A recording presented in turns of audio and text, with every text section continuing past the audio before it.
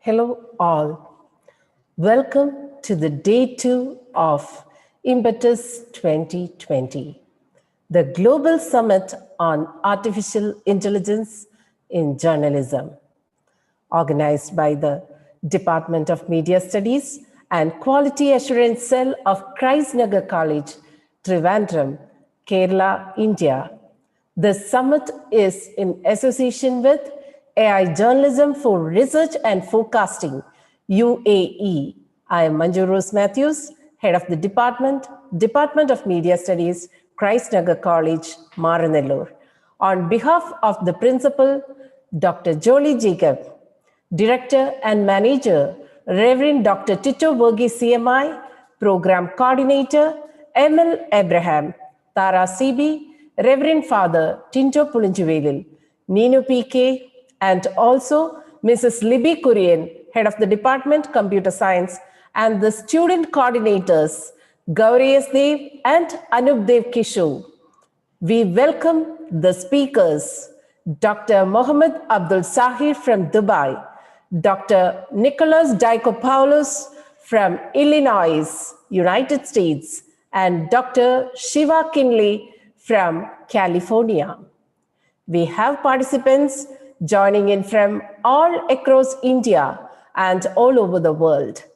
The participants include media students, media educators, researchers, journalists, computer science students, and artificial intelligence professionals.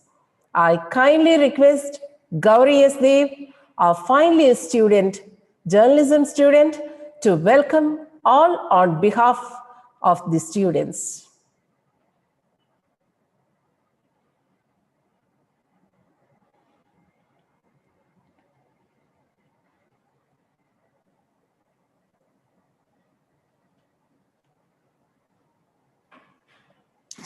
Good evening, a warm word of welcome to everyone.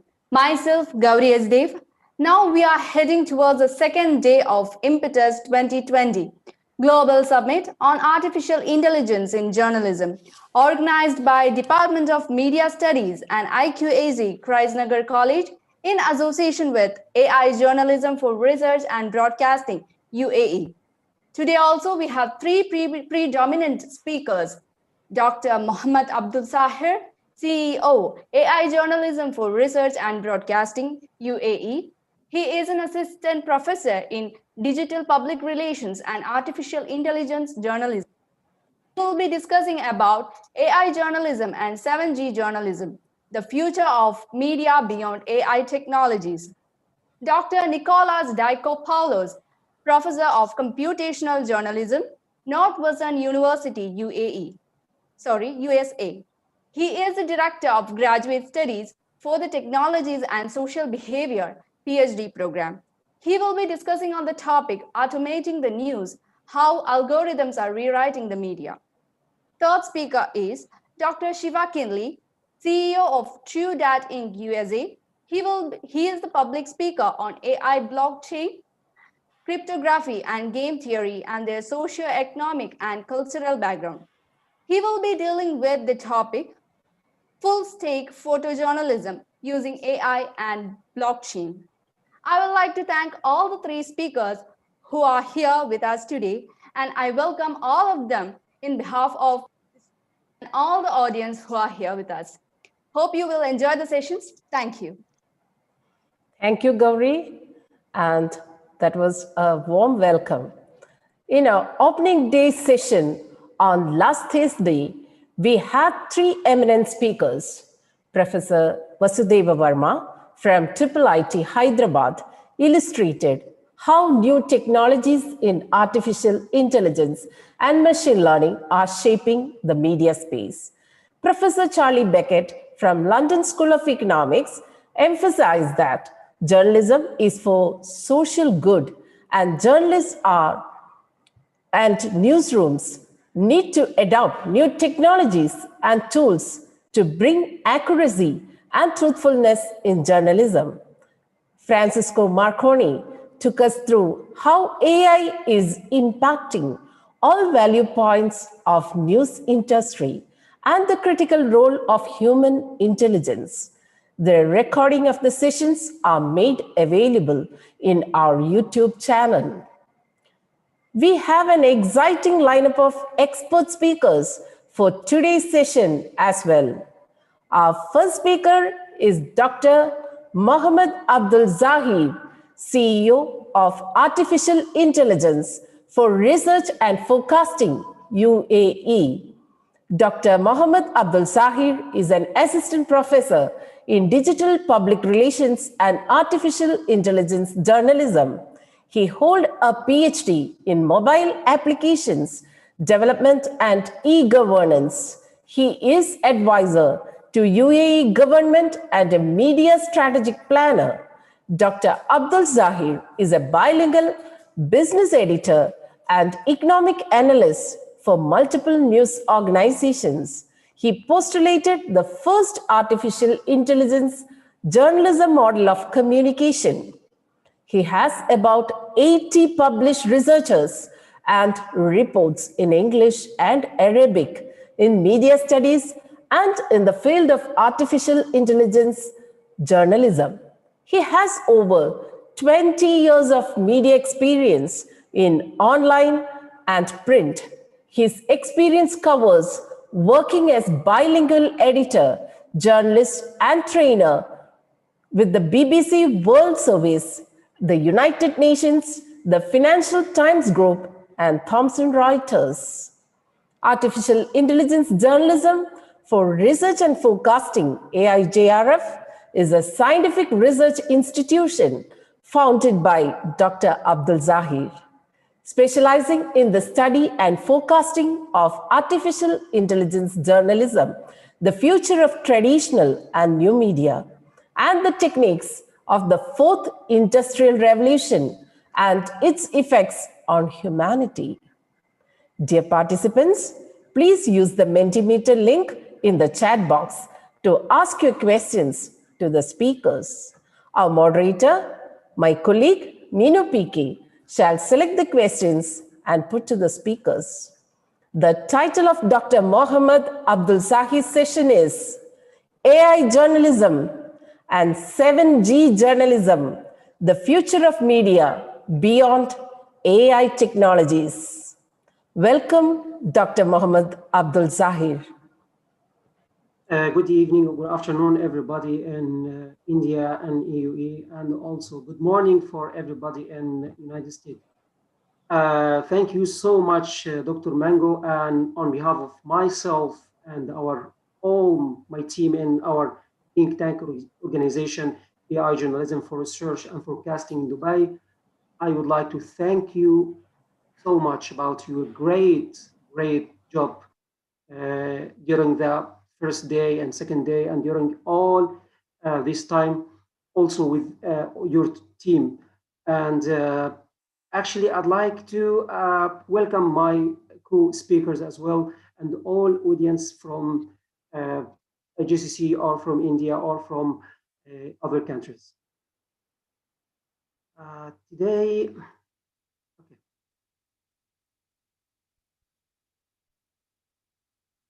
actually, I was preparing a brief about AI journalism for research and forecasting, but Dr. Manju, sorry, you are covering everything. You have given a perfect brief about myself, about the organization, so it's really much appreciated.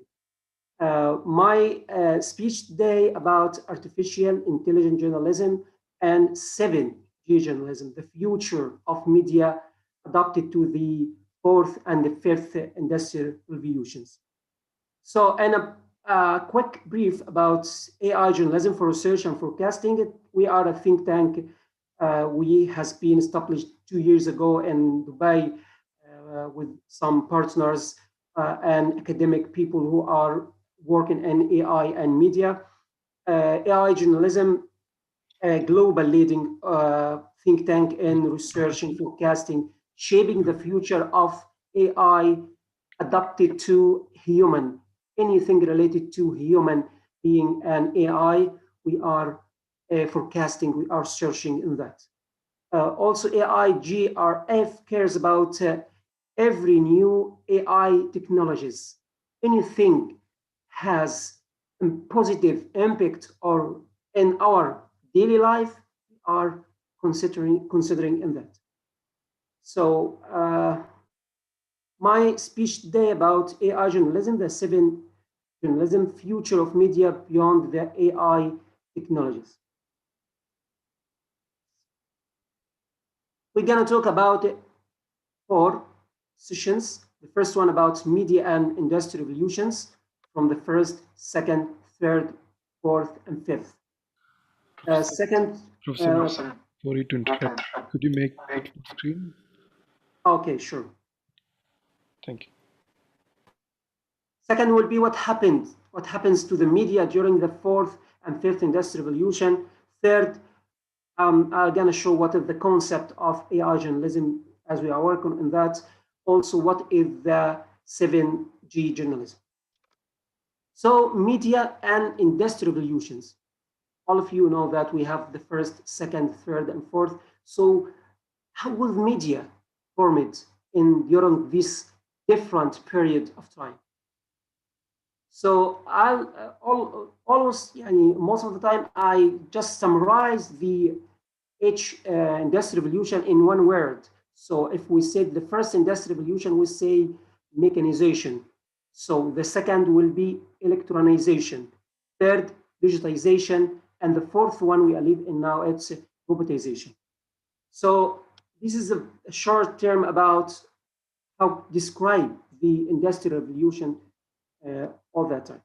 So all the fifth industrial revolution, we can say there's fifth will come soon. So they have the 4 common features. These common features designs the relationship between human and communication tools.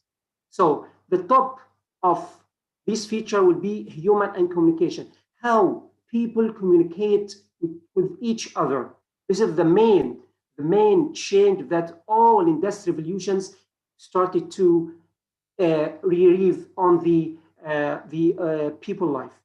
Second feature is machine and tool. What kind of machine or tools that the industrial revolution provide to people?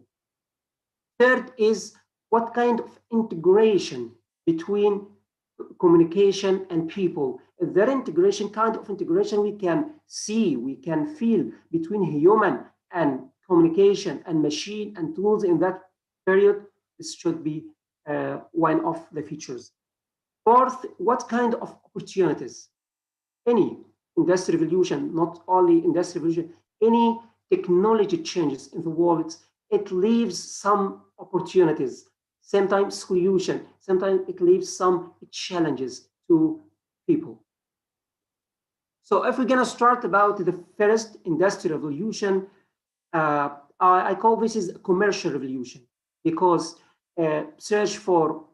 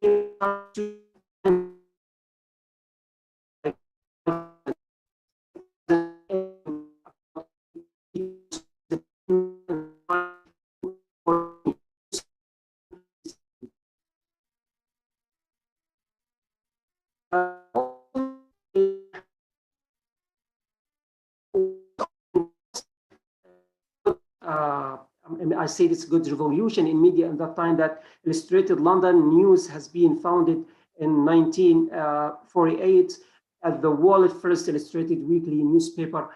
This is came to in the first industrial revolution. So also if we change to the second industrial revolution,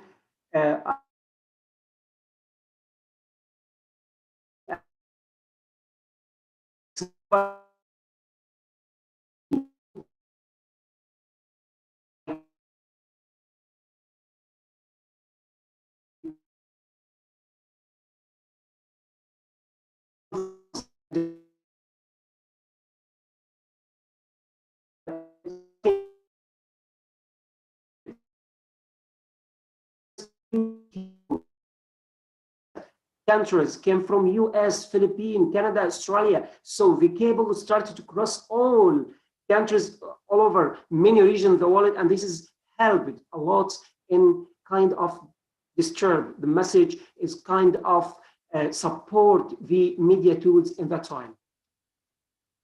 Also, printing was invented in that early 1950, and there was a great development in the use of their prints, increasing number of copies of printed newspaper. This is the second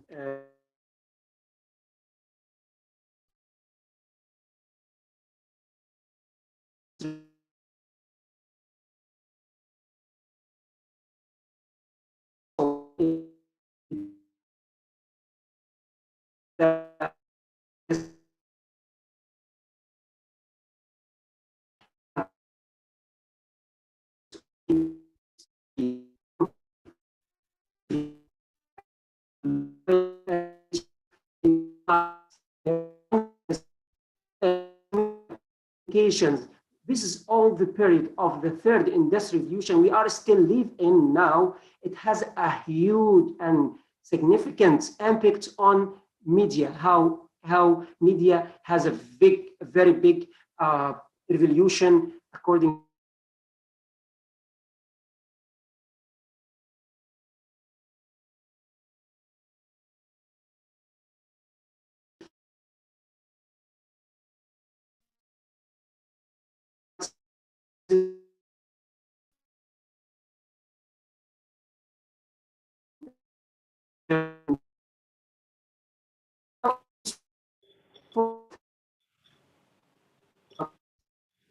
Hello.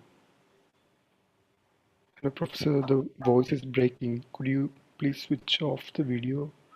Maybe that would increase the bandwidth. okay, you want me? Okay. Yeah. For the time being, when you're presenting, you can switch off the video.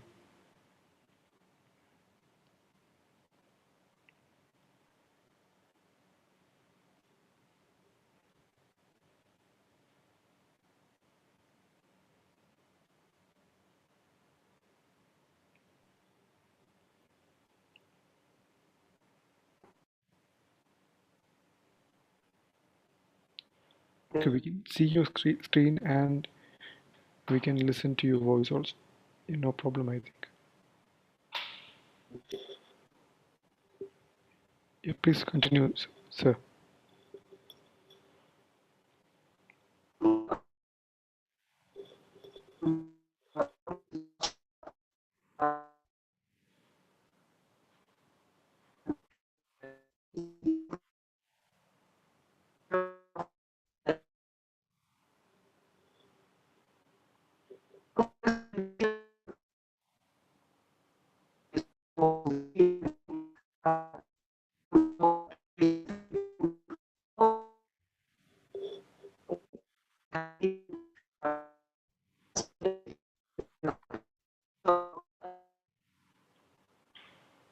That's revolution in 4 technologies.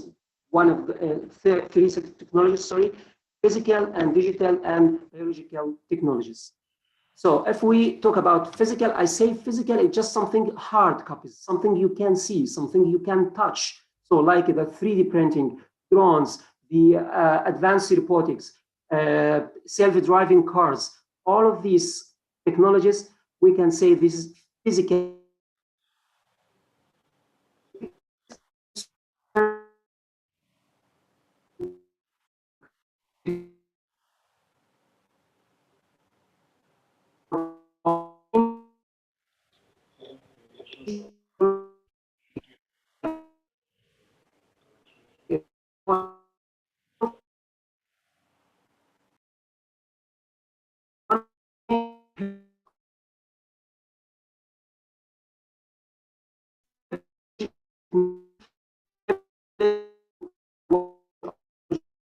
Engineering, science, innovation across all the biological, something related to human being, health, healthcare science. This is the biological technologies. So now what we think about shaping the future of human after the fourth industrial revolution. So there is the fifth industrial revolution. I called it HR.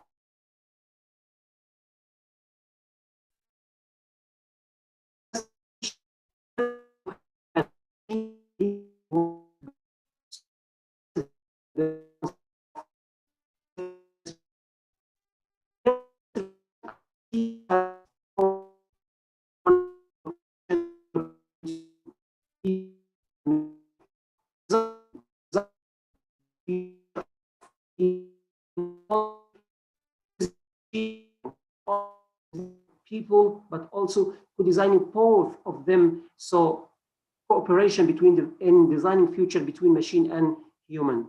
Engagement. The fifth industrial revolution will come to engagement, enhance and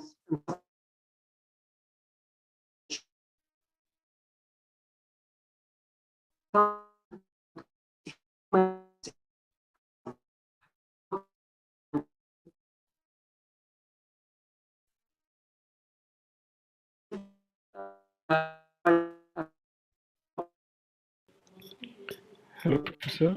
Hello. Your voice is breaking on our end. So could you, I think the bandwidth at your end is low. That is why we are getting disturbances in between and your voice is breaking in between. So maybe could you do something on at your end? Can you stop sharing my screen a while? Yeah, we can see your screen, but your voice is getting, yeah, it breaks in between. Okay. So It's fine. Maybe if you have any other thing that is sharing your Wi-Fi or internet connection, maybe you can switch it off.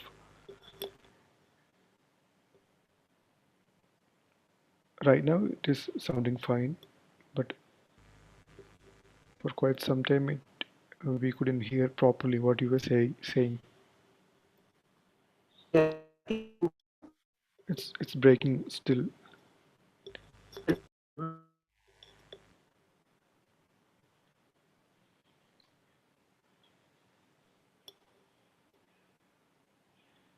yeah, okay. How about now? Yeah, now it's fine. Okay. Okay, thank you. So we can summarize that the first and second and third. So the first industrial revolution is mechanization, water power, stream power. Second, mass production. Third is computer and automation. Fourth, cyber physical systems. And fifth would be like we say a human and machine merging or integration. So what happens to the media? What happened to the media during the fourth and fifth industrial revolution? This is the main core question for today. So for all students, for academic people, we know that the communication processing has channel, sender, receiver, content, message, and feedback and other stuff.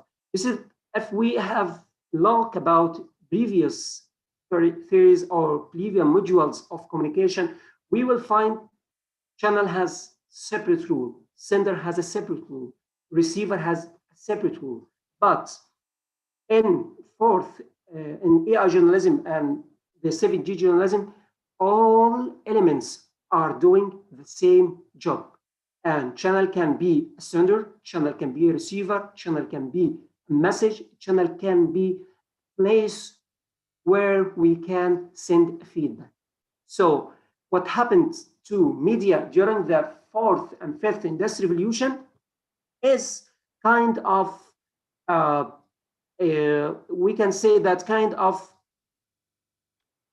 merging all the communication process elements.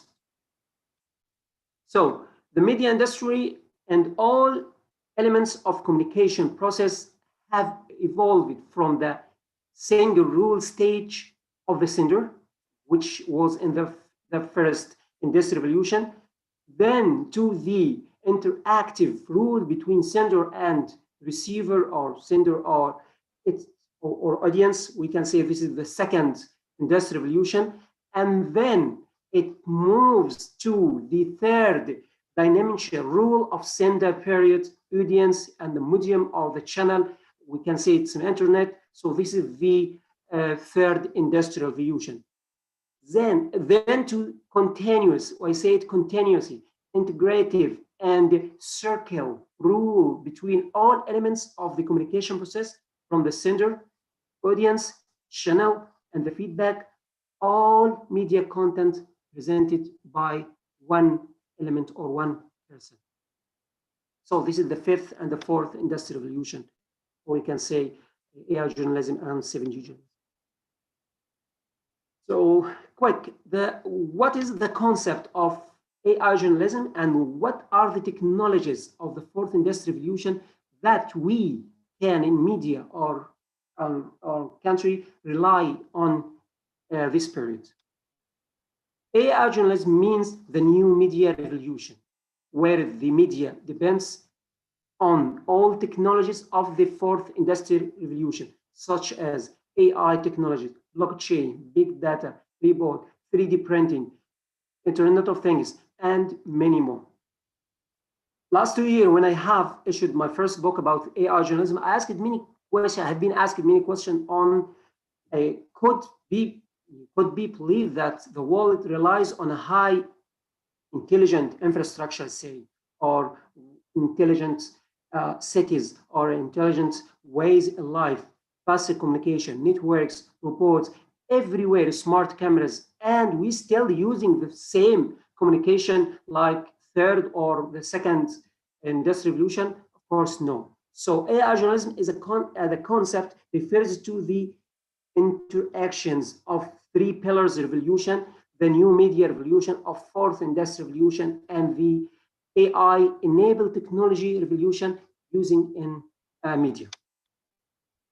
So in AI journalism, all news broadcast is completely managed without human. Expect some people, of course, behind the scene who have the ability to write, have the ability to doing the mind job. The report will cover all events. The report present anything. We can use the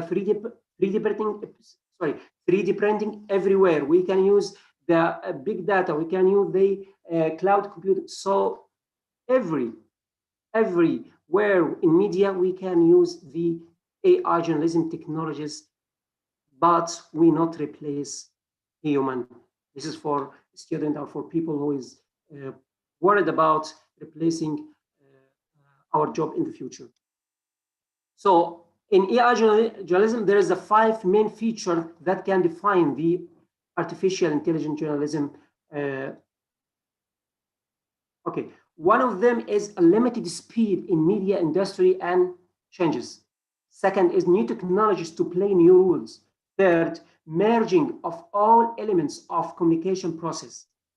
Fourth, reducing the gatekeeper rules. Fifth, media companies, we can say traditional media companies, will disappear. So if we're gonna start about the first one, limited speed in media industry and changes. This one, if we compare previously, starting from the first, second or third industrial revolutions, we see how people or how the world changed from printing era to radio era to TV to satellite to internet. There is a big gap between each stage of this tools or this technology to work in media. But in the fourth industrial revolution, fifth industrial revolution, very fast, unlimited changes. Online journalism, after 2 years, social media works, mobile journalism apps, robot apps, robot journalism, AI journalism. So very short periods of time between all this kind of changes in the fourth industrial revolution comparing to the previous revolutions. A second pillar is new technologies to play new rules. Yeah, we have lots of technologies, many of them adapted to media now, like mobile devices, big data analysis, and advanced Internet of Things platform, 3D printing, a blockchain, smart sensors, cloud computing, advanced human machine. All of these technologies has significant role in media now, as they are a product of the fourth industrial revolution. If we can talk about IoT platforms, will also have a huge impact on the growth of AI. It supports and provides continuous and fast communication between various media tools such as cameras, studios, computer, cell phones, satellite, and so on. Big data analysis will also be added to that. We check the Intel estimated that the amount of data has been generated by humans since the beginning of history till 2003. It was like 5 exabytes, but from 2003 till 20, it's duplicated with a huge number, like 500 times. In 212, it reached to 2.7 zettabytes. All of these big data deal about me, about you, about companies, about people, about country. It's much beyond the ability of human and journalists. So once you use the AI to analyze all this big data, you can create new tools, you can create new reports, you can create a huge content, like many of newspapers using that, Bloomberg, Thomson Reuters, and Washington Post use the big data in creating kind of new and unique content. Blockchain as well. I created a new, I coined a new concept called blockchain the news. How we gonna use the blockchain technology in news? How to use it to get our right content? How to use it in creating creating a right news, and how to fight or how to get against the false content or the false news. We can use it by blockchain news. Also, robotization of marketing. Many of social media platforms like Facebook, like Instagram, like Twitter, they are using now AI and report for creating content related to people and customers, and promoting many stuff. So this kind of robotization of marketing will replace the digital marketing as a tool of the fourth industrial revolution technologies.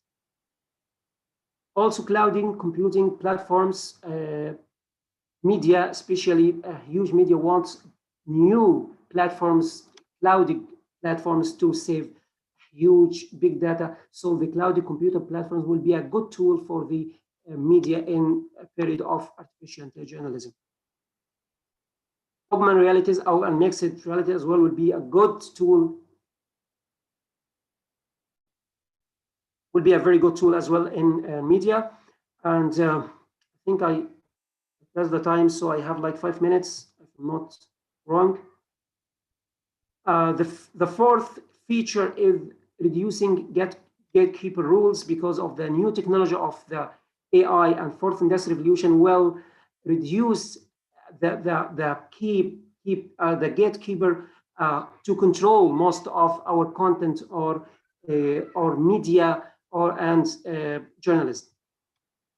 So the fifth feature is disappearance of the traditional media companies. I see it in the future, like if after 10 years or most of traditional media companies will disappear, and they have to adapt to the new technology of AI or the fourth industrial revolution to live and to work effectively. Now, with the fifth industrial revolution, I expect there is a new technology in media, or there is a new period of media. I called it 7G journalism. It adapted to the 7G network. So 7G journalism, it's I said it beyond the artificial intelligence technologies. So the fifth industrial revolution is no area which human and machine, as I briefed before. So the 7G journalism is a new concept. It's a type of media which follows AI journalism area and will lead media revolution during the rise of fifth industrial revolution. And I expect it to start in 2040. 7G journalism, a new era developing, upgrading, restructuring of media industry fully with the technology of fifth industrial revolution, where media institutions were replaced with small, we can say small media centers around all the world, and can play a very good role comparing to the traditional formatting of organization we are seeing now. So the global, we'll see global citizen, membership ID, no spirit, no borders, one global ID, global record of human talents. So all these new technologies will create a new revolution. I called it 7G journalism revolution, where people can play all the communication and media elements. I can be the sender, I can be the channel, I can be the feedback channel, I can be all media elements, I can play it on myself. So this is 7G journalism period. Will come with the 7G network. And this is the brief about it. There are 4 features that define the 7G journalism as well. 7G has the capacity of forecasting the news and the reports. 7G will rely on the technology of 7G network. 7G journalism, the sender will be non-exist from the elements of the communication process. 7G journalism will help to new anonymous media organizations to play a significant role in all the world. This is the end, and thank you so much. I'm so sorry about the technical issue I have faced. Thank you.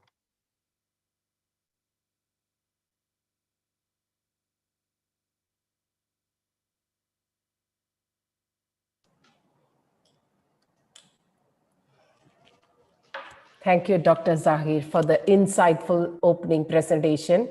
Even though we had some technical problems, we restored it, and now everything was perfect. And now my colleague Neenu PK shall moderate the question and answer session.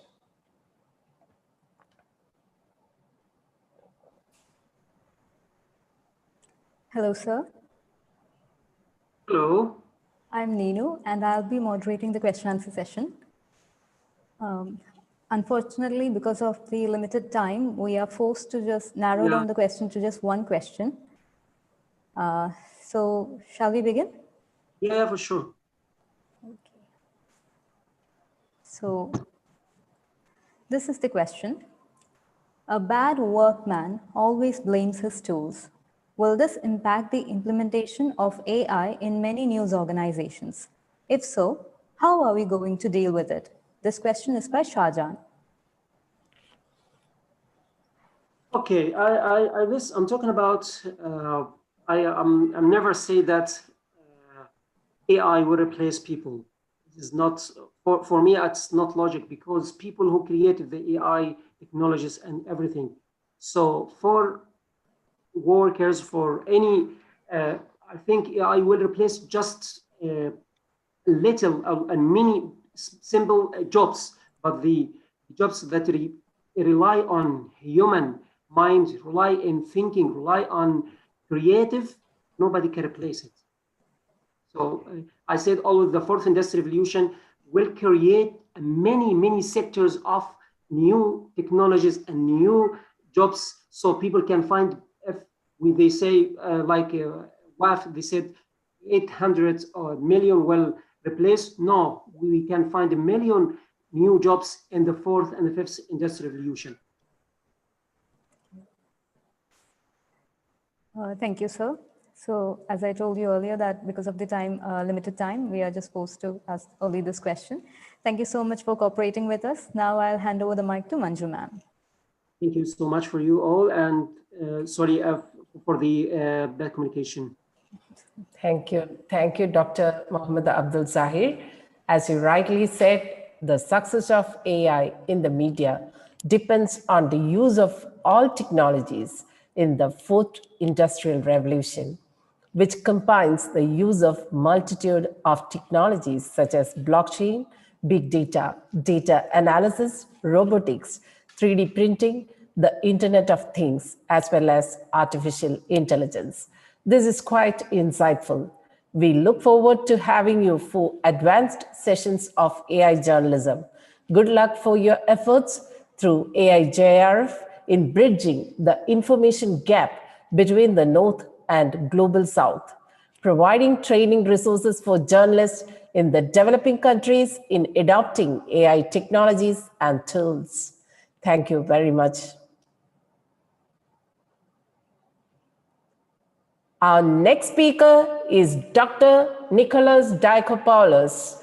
Nicholas Diakopoulos is an associate professor in communication studies and computer science at Northwestern University, United States, where he is director of the Computational Journalism Lab, CJL, and the director of graduate studies for the Technology and Social Behavior PhD program. Diakopoulos' research is in computational journalism with active research projects on algorithmic accountability and transparency, automation and algorithms in news production, and social media in news contexts. Together with the team of Washington Post, Diakopoulos developed a news discovery tool for the US 2020 presidential elections. Their goal was to use a data set of a few 100 million registered voters across the US to try and find interesting locations where a political journalist might go in order to discover a demographic trend in the electorate. He is the author of the award-winning book, Automating the News: How Algorithms Are Rewriting the Media, from Harvard University Press. Title of the session is Making Automation, Algorithm and AI Work for Journalism. Welcome, Nick.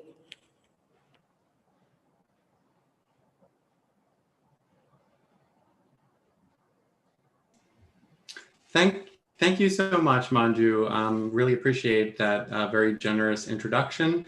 And I'm excited to be here today to share with you some of my research on this topic. I guess I should go ahead and share my slides at this point. Okay, and I can give a little bit of a presentation. Okay.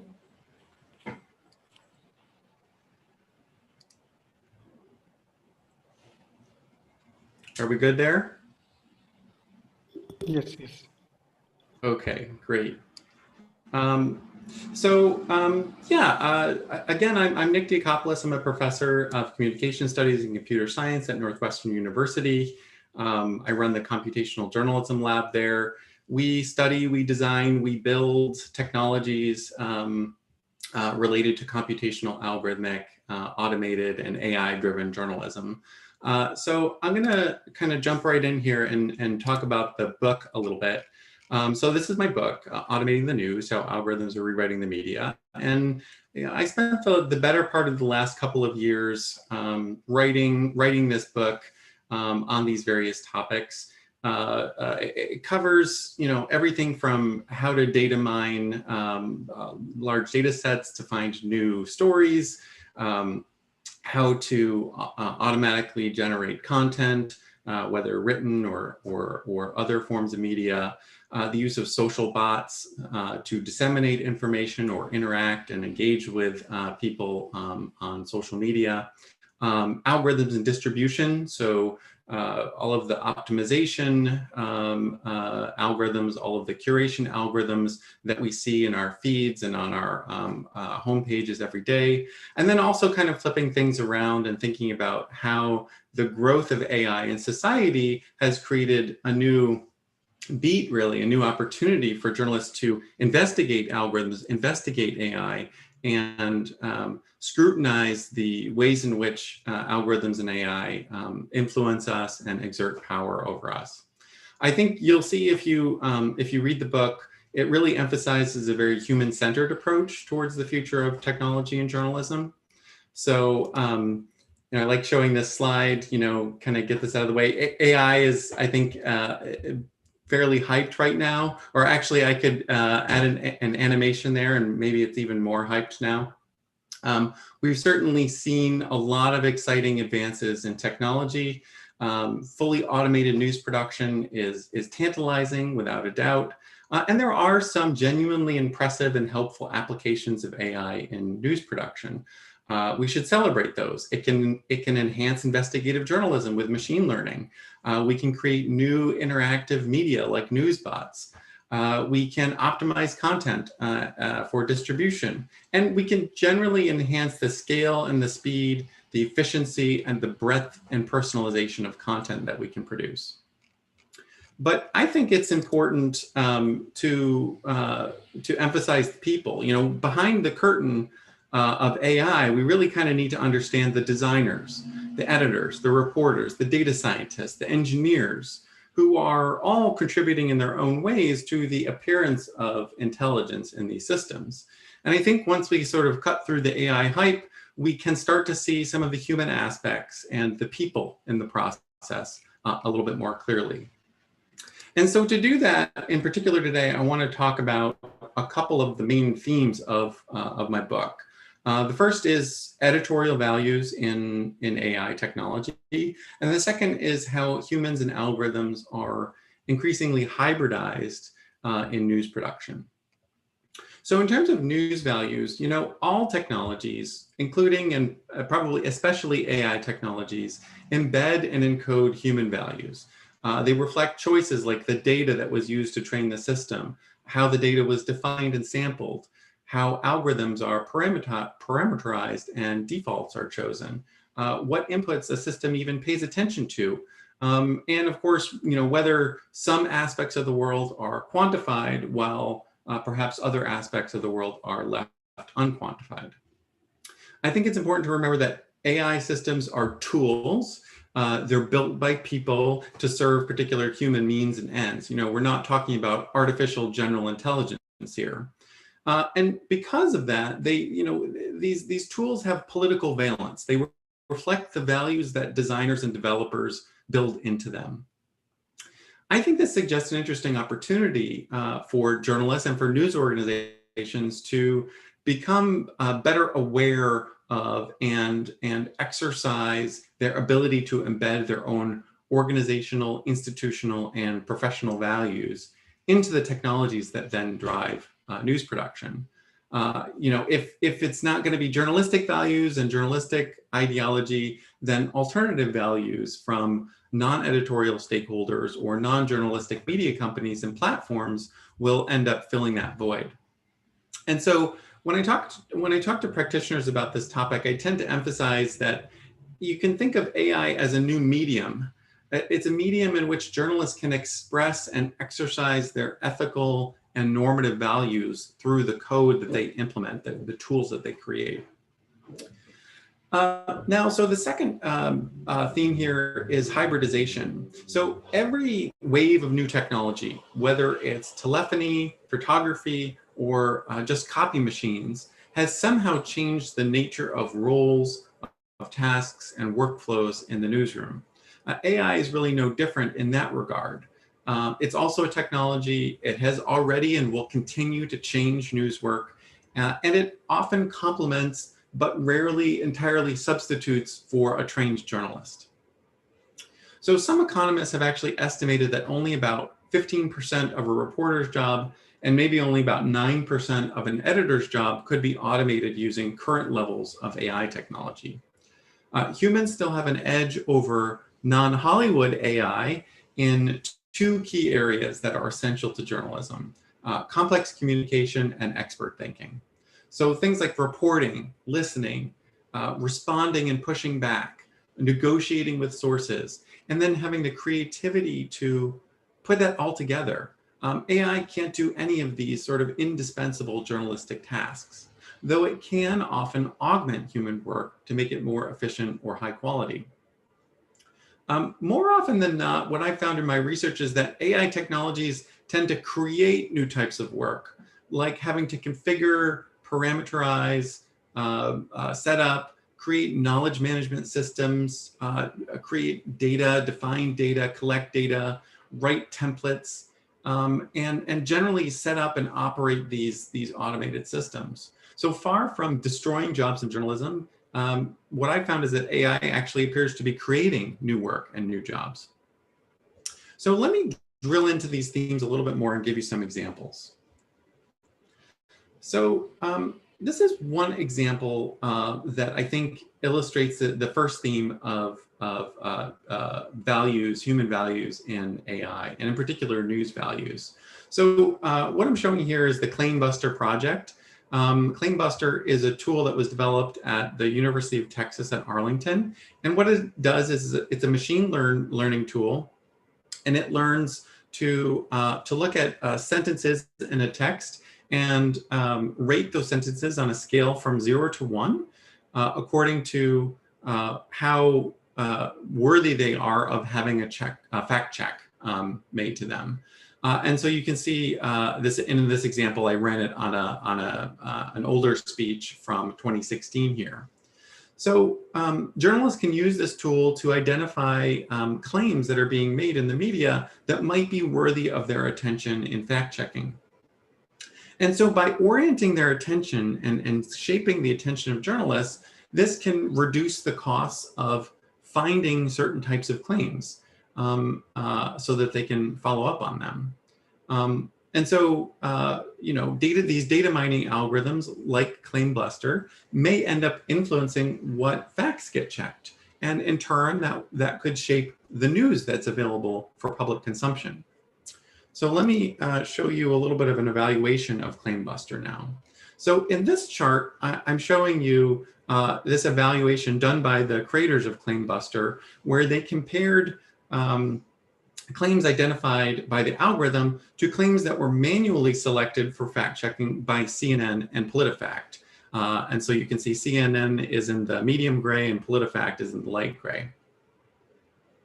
The findings showed that ClaimBuster identified more claims about the economy and fewer claims about social issues. So if reporters were to solely rely on ClaimBuster to identify and guide their attention towards these check-worthy factual claims, this could end up decreasing the attention that fact checkers give to social issues. And this is an outcome that we may not think is desirable from a public interest standpoint. Another ClaimBuster evaluation that was done on 21 transcripts from the US presidential debates in 2016 showed that Donald Trump had fewer check-worthy factual claims identified by the algorithm in comparison to Clinton. And this sort of suggests that Trump's rhetoric and his mode of communication may have made his statements less susceptible to being highlighted by the algorithm.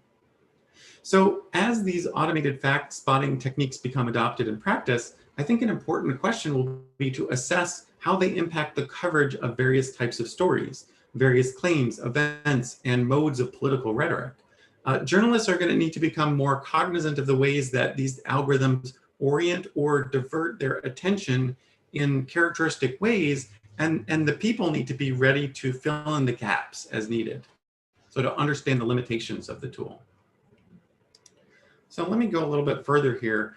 I should add that, it's not just fact spotting systems where this matters. There's an increasing number of tools used for computational news discovery within newsrooms, not to mention the variety of algorithms which shape the distribution of news. And these approaches raise interesting questions about how algorithms embed evaluative and normative criteria like newsworthiness, and how they come to shape the editorial attention of journalists or of the public. So, what is selected to become news is contingent on a range of individual, organizational, social, normative, economic, and technical forces.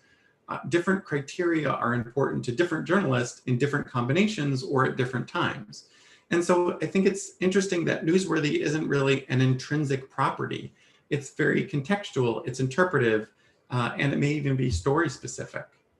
And so I think it's an exciting research challenge here is going to be to develop algorithms that are sensitive to all these contextual variations and configurable and controllable by reporters and editors.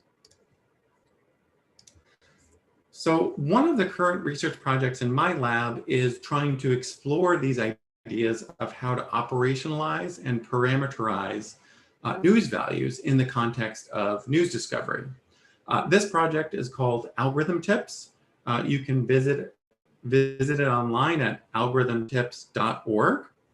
And the idea of the site is to lower the cost for journalists to begin investigating algorithmic decision-making systems used in government. In addition to the examples and the resources that we curate on the site, we are also building a database of leads, which looks something like this. The way that we assemble this database is actually to use an automated monitoring apparatus that scrapes government documents every week using a search engine technique. And then we score and rank those documents using a machine learning model that we trained on these documents. We incorporate crowdsourcing feedback, and we also have an editor who checks everything over before it's published. In creating the information process, we thought pretty carefully about the news values that we were including and how they're implemented in the system. So for instance, the idea of topical relevance of these leads. This comes from the machine learned score. The idea of proximity is supported by automatically created metadata. But we also have dimensions like potential for controversy, which you can see there at the bottom, and things like number of people impacted, which are supported by our crowdsourcing process, which asks a number of people to rate the lead along these various newsworthiness dimensions. So all of this information is synthesized and can help support an expert journalist in making the final determination of whether they think something is worth pursuing.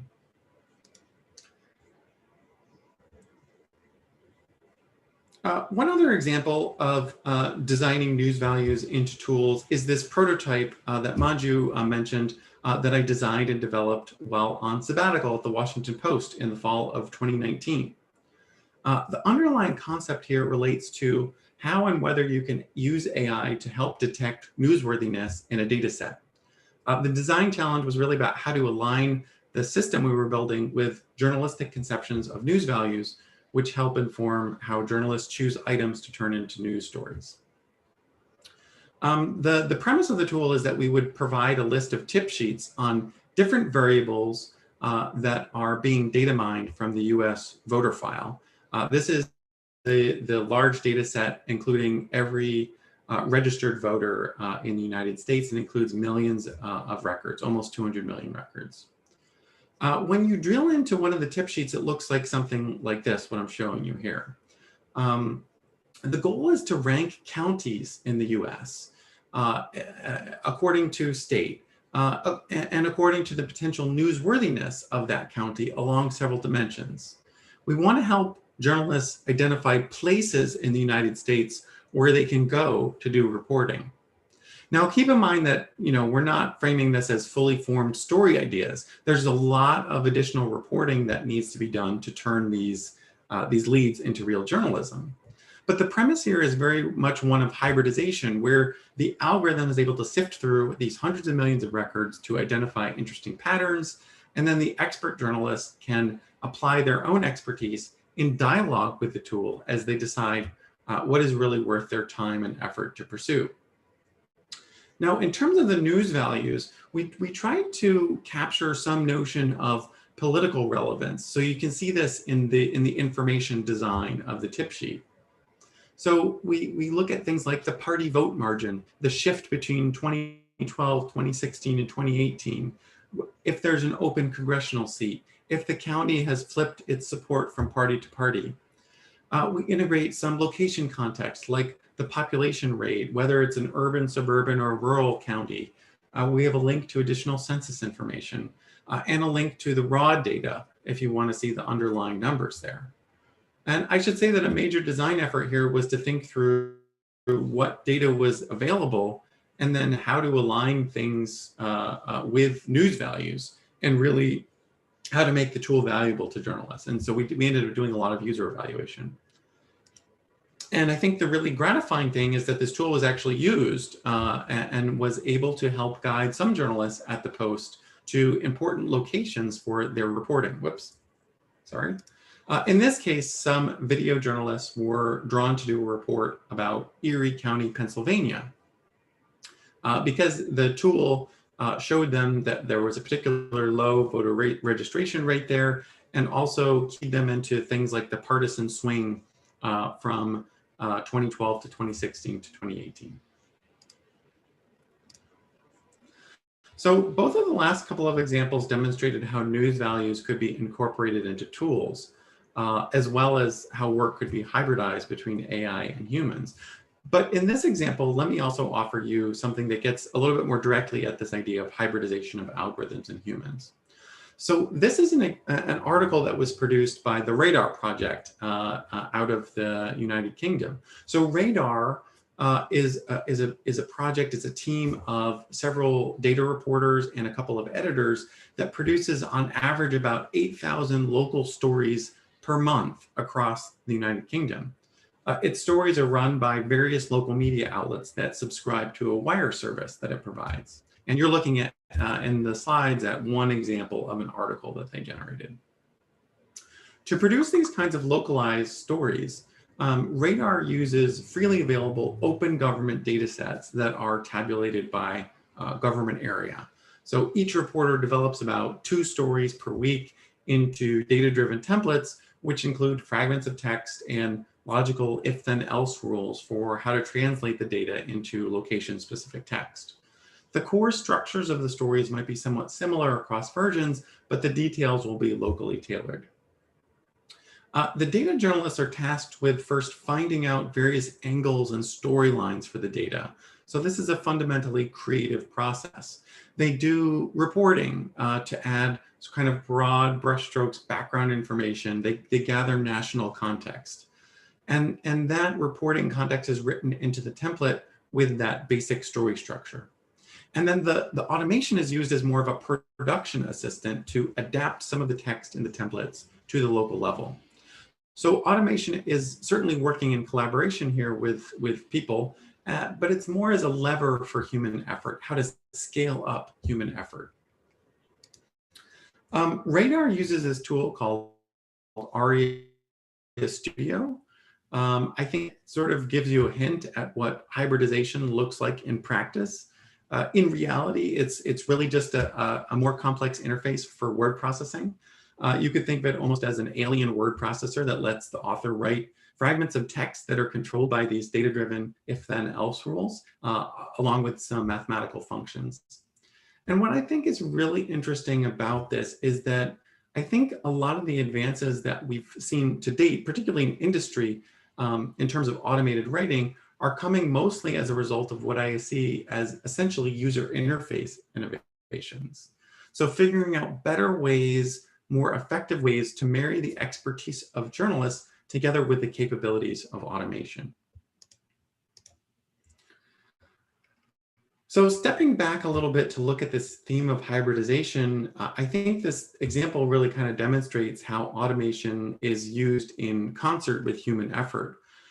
In the hybridization of work, more often than not, AI technologies, as I mentioned, actually end up creating new types of work related to updating, tweaking, validating, and maintaining these systems. A lot of this work will be relatively routine, such as making sure the data streams are updated or editing databases or spreadsheets to reflect new details. But we also need higher levels of labor here in terms of supervision and management of these systems.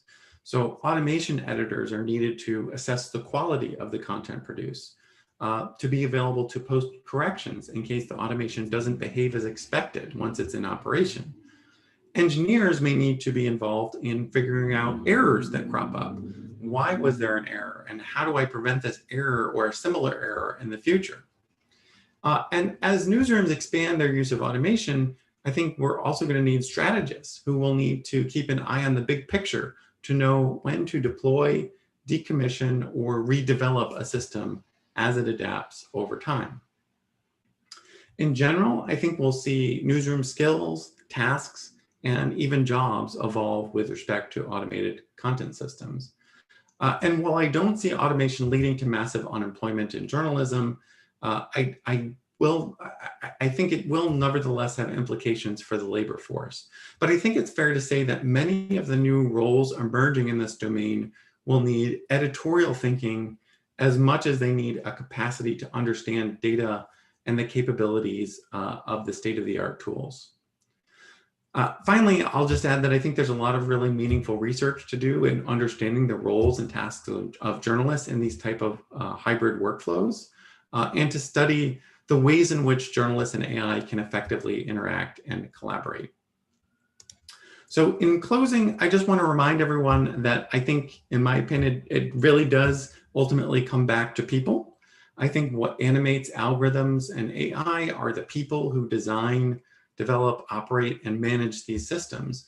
And so I think the future of algorithmic media must be human-centered. So I'll end there. Thank you very much. My contact information is there, and I'd be happy to be in touch. Thanks so much. And happy to take questions now too.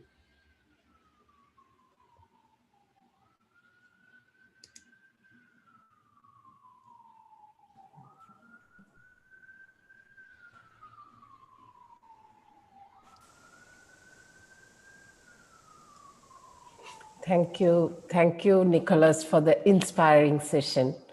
And our participants have flooded with questions, actually, for you. And our moderator, Neenu PK, shall moderate the question and answer. Fantastic, thanks. Hello, sir. Hi. I'm Neenu, and I'll be moderating the question and answer session. So shall we begin? Yeah, let's go for it. Okay. So this is the first question. What are the basic courses that a journalism student should pursue to have a good fundamental understanding about computational journalism? Yeah, that's a great question. Sort of like, how do you get into this? I think there's definitely a need to understand data literacy. I call it data thinking in my book, sort of how to understand the world through data. Because AI systems understand the world through data, I think to kind of get into this, you really need to understand how that impacts the way AI sees the world. Of course, there are advanced, data courses, data journalism, basic statistics, advanced statistics.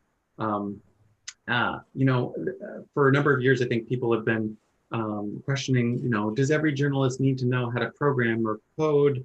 I would come down on the side of saying that not every journalist needs to know how to code, but I think even just taking an introductory programming course can go a long way to helping you understand, where could things go wrong, or how do I understand how this system is really kind of coming together and processing information. So I would generally encourage people to at least take an intro programming course. And there's plenty of ways to do this now. I mean, there's tons of free courses to learn R or Python, and you have like Coursera courses and so on, which are entire sequences to learn this material. Okay. Thank you, sir. So we will move on to the next question.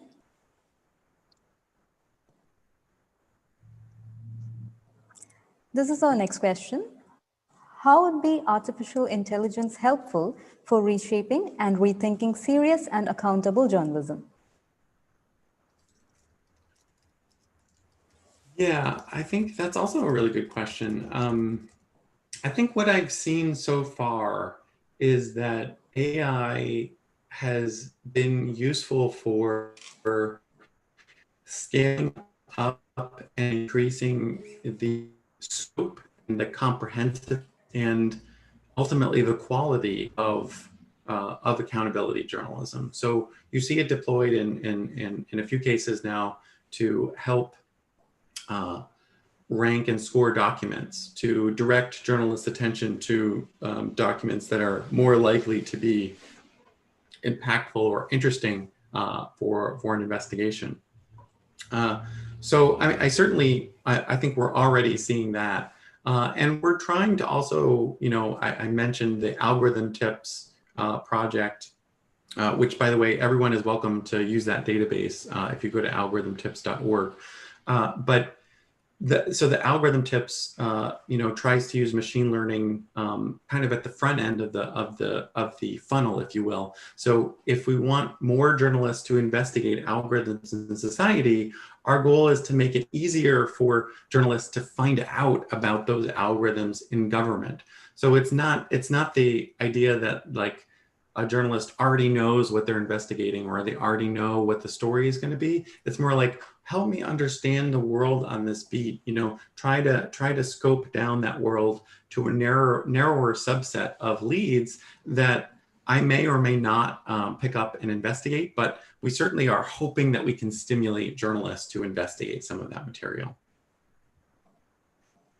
Thank you so much. Now we will move on to the third question of the session. I think this question is from India because it's evening here. The question is, can we apply the same approach to the advertising realm? For example, like programmatic advertising? Yeah. Good evening as well. Good morning from where I am. I think it's interesting. I think there are some startups out there that are thinking about how to apply automated content production more in the realm of advertising. You may have heard of some of the latest synthetic media tools like GPT-3.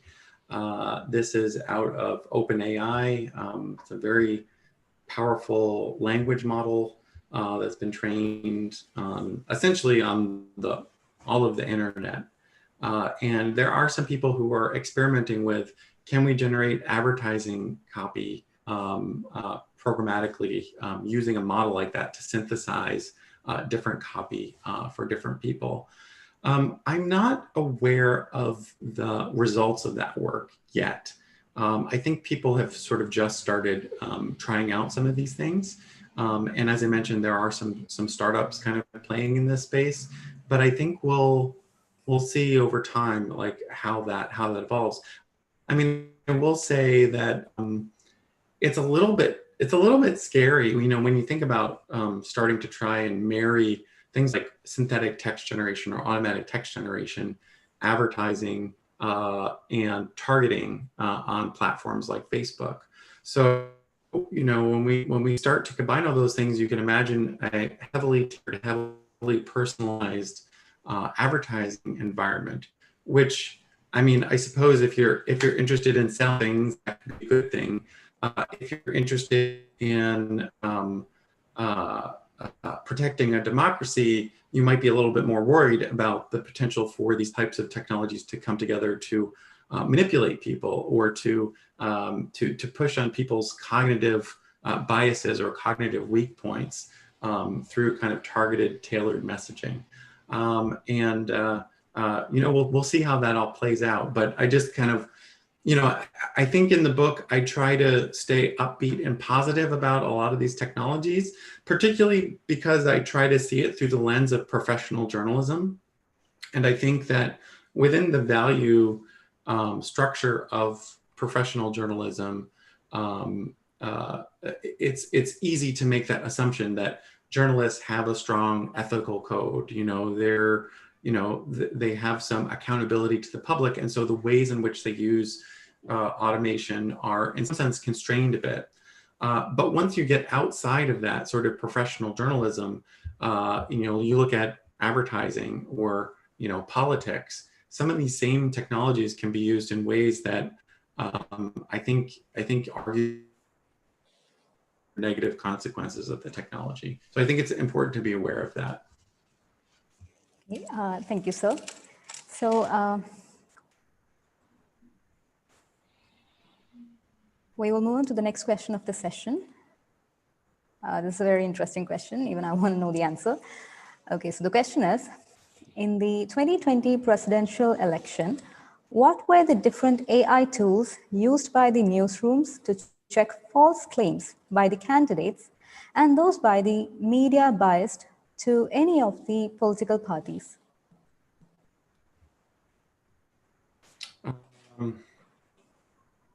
What were the different AI tools used by the newsrooms to check false claims by the candidates and those by the media biased to any of the political parties? Okay, got it. So, right, I gave this example of Claimbuster from 2016. Fast forward to 2020, there's been a lot of work in the last 4 years, really, around automated or AI-informed fact-checking tools. For the most part, AI is primarily used for what I would call fact spotting. So identifying claims that are potentially interesting to fact check, but not actually doing the fact check itself. There are some research systems that attempt to do actual fact checks, that is like to test the veracity or the validity, the veracity or the verification of an actual claim, but these are very limited. They're limited typically to straightforward sentences that are clearly grounded in data. Like, if a politician claimed something like, in the state of Michigan, I created 50,000 new jobs. Maybe you could get an AI tool to fact check that because it's such a straightforward claim, and because there's a database somewhere of the number of new jobs that were created over some time span. So you can imagine having an AI tool check that. But for the most part, that's like, people don't speak in such straightforward terms.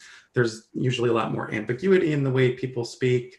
They are speaking in compound sentences with potentially multiple claims intermixed. Claims can change over time, so it's hard for an AI to know, well, is the candidate talking about a claim from today, from last week, over what period of time are they claiming this, and so on. And so I will say, like, AI for actually doing the fact check is pretty limited, but mostly AI now is being used to help identify claims that professional fact checkers could actually look at. I'm aware of one project out of Duke University that actually uses the Claimbuster API to scan CNN transcripts every day, and everything that anyone said on CNN every day, and they rank all of the claims, and then every morning they'll send out a newsletter basically to a dozen different newsrooms, and that newsletter sort of has a top ranking of like the top 10 or 15 claims made on the news channel. And then it's really up to the journalists at that point, whether or not they want to go ahead and check that. Another tool, I wouldn't necessarily call it an AI tool, but when I was at the Washington Post last year, they were building up a big database of all of the claims, all of the false claims that President Trump had made. And so, I think by sort of establishing a database like that, it can also make it faster and easier for human journalists to search through and sort through material and, like, for instance, find if, we've already fact checked something. So if you've already fact checked something, then this tool can quickly like match like a new claim to a previous claim that's already been fact checked. And so that can really accelerate the process. There are some other tools out there. I know Factful in the UK has been working on some live fact checking tools. So if you imagine something like a debate context where, it's happening in real time, we're trying to understand, what these candidates are saying, like right here, right now. And you can deploy AI in that context to make the human fact checkers faster. So to keep the human fact checkers like more tightly in the loop. So instead of it taking me 5 minutes to fact check something that the debater just said, maybe it only takes me 2 minutes because I can use an AI tool to search, and find like the most relevant previously fact checked statements from that candidate. So we are seeing AI being used in a number of ways. but I think we'll continue to see it evolve. Personally, I'm a little bit pessimistic about AI that's ever going to be able to determine truth for us. I think that truth is hugely contextual, and I think that AI is oftentimes going to be missing the context that it needs in order to make a good evaluation, a faithful evaluation of the truth. And so I would strongly encourage sort of, again, this hybridization of using the AI tools to help human beings come to better truth determinations. Thank you so much, sir. Now we will move on to the last question of the session. Okay. This is our last question. Mainstream medias are adopting the AI in the journalism domain, but a country like India and many third world countries, what will be the impact on the small and local news entities? Do you want me to repeat the question? No, that's great. That's a really good question. This has come up, also in the U.S. context, but I appreciate also the Indian context, which I'm admittedly I'm not as familiar with. But I know in the U.S. there has been some interest in trying to figure out, what AI can do on the local level and for smaller news organizations. I think there's a couple of really big challenges there. One is that smaller local news organizations will tend to have less data resources, less ability to collect, manage, clean, and deal with data. And that's going to be a key limitation to being able to use AI. Sort of going hand in hand with that, I think there's the talent question. A lot of these tools, certainly if you're going to implement them from scratch, but also in some cases, just if you want to use them, you need to have a fairly high level of skills in data and in understanding these tools. And so, what I'm seeing in the US context is a lot of that skill, a lot of the people who are highly skilled are working in national media. They're working at the Washington Post, the New York Times, Bloomberg, Reuters, all these big, national and international companies. So, what does that do to the local news ecosystem? So, I think there's a couple of ways forward here. One is that I think we're seeing, again, sorry, I'm still just kind of speaking from what I know about the US context, but we're starting to see some foundations in the US step into that void to try to bridge those gaps. So the Knight Foundation has sponsored workshops to try to think through what AI can do for local media. The Brown Institute at Columbia University has now established a local news lab where they're thinking through some of these issues. At Northwestern, in the Medill School of Journalism, they have something called the Local News Initiative, where they're thinking about some of these issues. And what I think is happening there is we're seeing sort of academia step in to try to create that bridge, to try to develop tools that are designed for local media or smaller newsrooms, which may have gaps in data or computational literacy, and create those tools so that they can be used by those smaller organizations. And I think we're still in the early phases of that. I don't think we've seen that fully play out yet. But I'm trying to be optimistic here. I think it could end up being a good thing in the sense that there's investment in building these tools specifically to help local and smaller organizations. I think the real challenge will be to understand the adoption, whether or not those tools really actually kind of, and people take them up. And then just one other thought, I mentioned this example of Radar in the UK.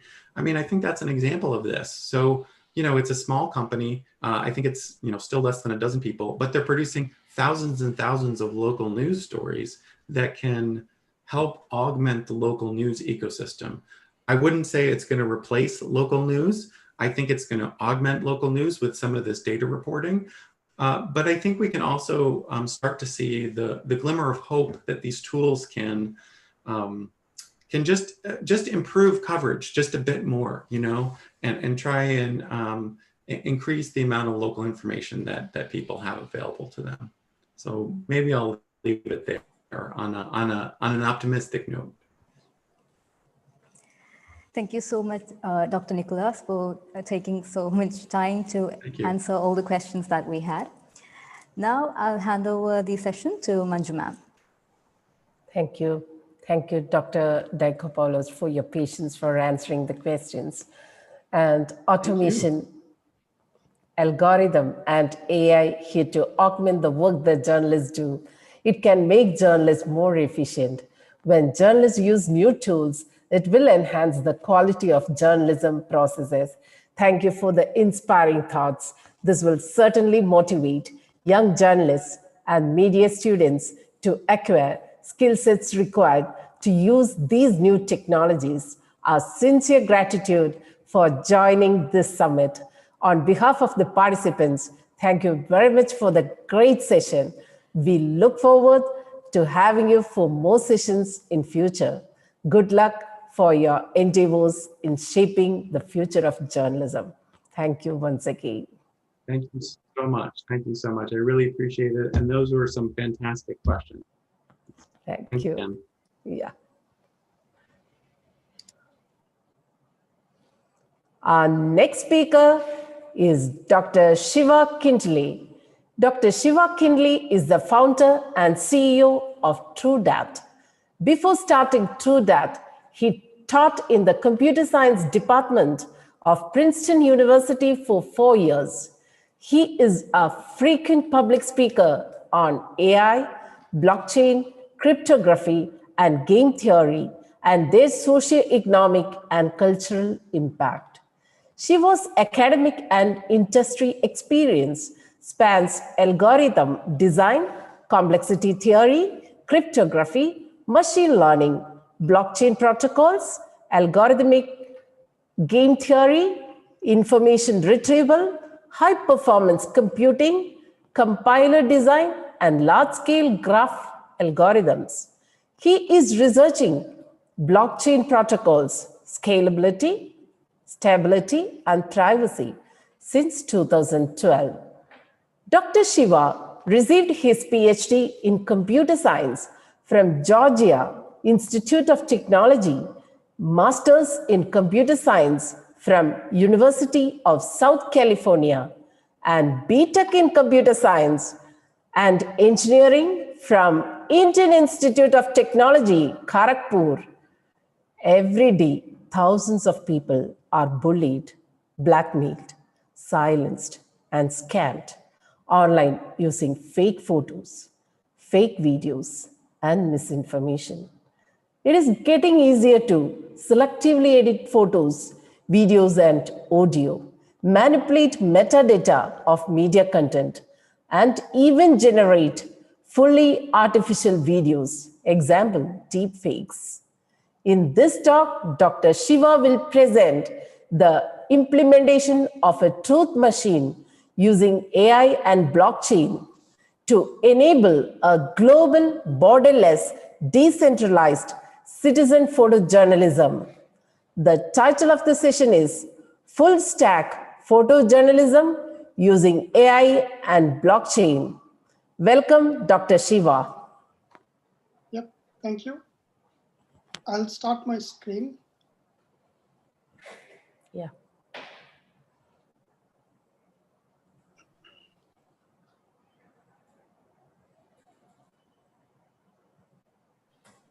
Okay, can you all see my screen? Yes, yes. Okay, let's get started. Okay. Just move things around.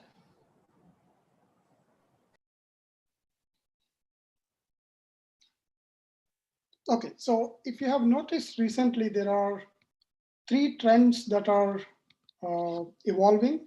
The first one is people are consuming news more and more from social media, like WhatsApp, Facebook, and Twitter. And on all these social networks, there are recommendation algorithms based on what you see. They recommend more content, and this content is mostly based on the content that you already have seen or liked before. So that's creating information bubbles and increased polarization. And on top of that, it's getting very easy to create and share fake photos and fake videos online. And there is a recent survey that concluded that fake news on social media spread 6 times faster than real news because they are written in such a way to rile up people. So let's focus on one problem, which is fake photos and fake videos. For example, it's getting very easy to, as I said, it's getting very easy to selectively edit photos, videos, and manipulate metadata and generate deepfakes. And they are usually used in bullying people, blackmailing people, and also in misinformation campaigns. And sometimes even genuine photos and videos are accused as fake. So let's look at some examples. So here is an example. The photo on the right side is real, and the photo on the left side is fake. So they replace the photo, the face of Robin Williams with the face of Jeffrey Epstein. So that's obviously a fake photo. There is an original and the face is replaced in the fake photo. So that's one definition of a fake photo. And here are a couple of examples of fake videos. So there is a video of Nancy Pelosi giving a talk, and someone reduced the speed of that video. And when you reduce the speed of the video, the video sounds like, the audio sounds like she's drunk. And the second one is the video of Joe Biden. They took the entire video of Joe Biden and removed some certain parts, and they made it sound like Joe Biden is making some racist remarks. So that's again a couple of examples of fake videos. And here are a couple of more examples. For example, ABC News broadcasted a video of a bombing, and they said that this is what's happening in Syria. But the actual video is from a Kentucky military show. So it's a real video. There are no edits in the video, but they assume that it is from Syria. So it's a mistake. So that's again considered a fake news, but it happened by mistake. And again here in this photo is actually taken in Florida, and someone in Los Angeles shared this video saying that this is happening in Los Angeles beaches. So again, this is a real photo, but they shared with wrong location. So that's again considered fake photo. So here are a couple of more photos. The one on the left side was shared just one day before election, just last week. So it is a real photo, and it is shared saying that Joe Biden is not wearing mask because we are in a pandemic and he's not wearing a mask. But the actual photo is from 2009, November 2019, when there was no pandemic. So this is circulated on Twitter mainly to start a misinformation campaign. And again, the photo on the right side is from a meeting, and it's shared on social media saying that people are not wearing masks. Again, this is an old photo shared with wrong date. Here are a couple of examples from India of manipulated photos and old photos. So the point I'm trying to make here is this fake photos and fake videos. The problem is everywhere, from all spectrums of politics and from all over the world. So it's a global problem. And here is another very interesting fake photo. It's not exactly fake, but there was some crowd on a beach, and some journalists took a photo of this crowd, and he or she, they used a telephoto lens. So when you use telephoto lens, some objects that are very far away, they appear that they're very close. So that created an illusion that it's very crowded. But if you take the photo from top, or using a drone or drone photos, drone cameras, then you will see that there is enough social distancing. So that's again considered kind of misinformation, because the type of lens that you use makes a difference. And there are also AI algorithms that can completely create artificial photos and artificial videos. Just if you give them one photo, one selfie, then they can make a video, artificial video of you speaking anything that they want you to speak. So here are a couple of examples of that technology. So the main point I'm trying to make here is it's getting very easy to edit photos or spread them on social media with wrong narrative or make completely artificial videos. So I want to suggest a solution using two technologies. One is blockchain, other one is AI. So first, let's focus on blockchain. So we need something called a cryptographic hash function.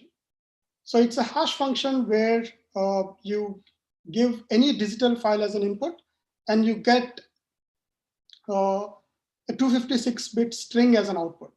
And this function is very efficiently computable. It's a one-way function, and it's collision-free. So what do I mean by collision-free? If you give two different files, or let's say two different images or two different videos, the output that you get is completely different. And there is no way to know what the input is, given only the output. For example, here is the hash value of hello world.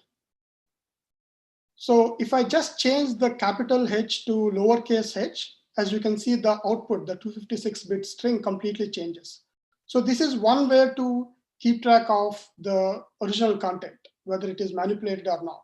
So even if you change one pixel of a photo, the output, the hash value completely changes. So it's a very important tool to prove authenticity of digital content, photos, videos, text files, PDF files, any digital input. Very important concept. It's good to know about how we can use this concept. And second one is blockchain. So we're going to combine this hash value and blockchain to build a truth machine. So blockchain is essentially a decentralized database. You probably know about databases. For example, when you store your, when you're posting photos on Instagram, they are stored in a database. Your photo, your name, and your description, everything is stored in a database. But they're all stored in a database controlled by Facebook. But blockchain is different. It's a different kind of database where there is no centralized storage. The storage is completely decentralized. The data is stored on thousands of computers across the world. No single entity controls the entire data. That's very important property here. And they are stored in a very secure manner. And the data that is stored on the blockchain is immutable. That means once you store particular data, no one can change the data going forward. And it's also interoperable. That means there are several APIs that you can use to interact with blockchain, whether if you want to store data on a blockchain or if you want to retrieve data from blockchain, you can use several open source interoperable APIs. And it's permissionless. Anyone can join the network and look at the data, and it's very transparent in that sense. So I will not go through the details of blockchain. If you really want to know more details, look me up online on YouTube or on Twitter.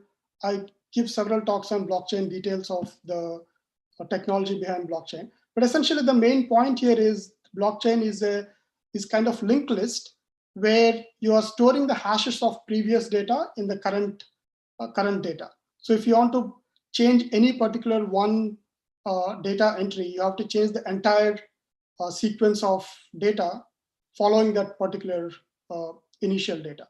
So it's very hard to change all the data in the blockchain because you need some consensus to update the blockchain. So for example, Bitcoin has an underlying blockchain. And if you want to change data or if you want to attack Bitcoin for half an hour, it will cost you millions of dollars in computational power to change the data in the blockchain. So it's very secure in that sense. So there is a high cost to attack these databases, decentralized and secure databases. So we have built a new blockchain with several interesting properties. It's scalable, zero transaction fees, and ASIC resistant. I'm not going to go through the details, but we built this blockchain mainly for journalists and with a goal of building a truth machine for journalists. So there is a blockchain where these are 3 layers of our technology where we have the underlying blockchain is built to have all these properties, immutability and tamper-proof data entry. And then we created an API on top of that to store and retrieve data from this blockchain. On top of that, most importantly, we created an iOS app where, and as a journalist, all you need to know is the existence of this iOS app. Everything else happens in the backend.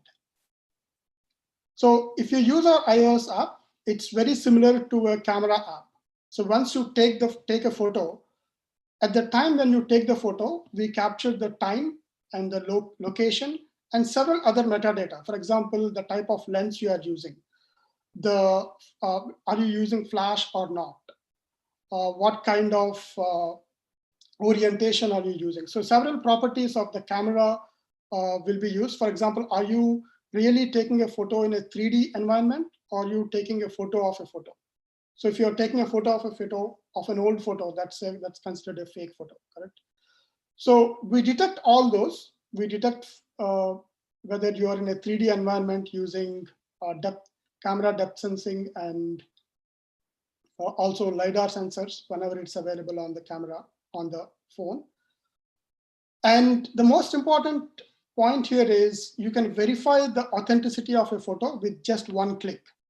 So for example, if someone shared this photo of Joe Biden, with just one click, you can verify that it is from November 2019. It's not from November 2020.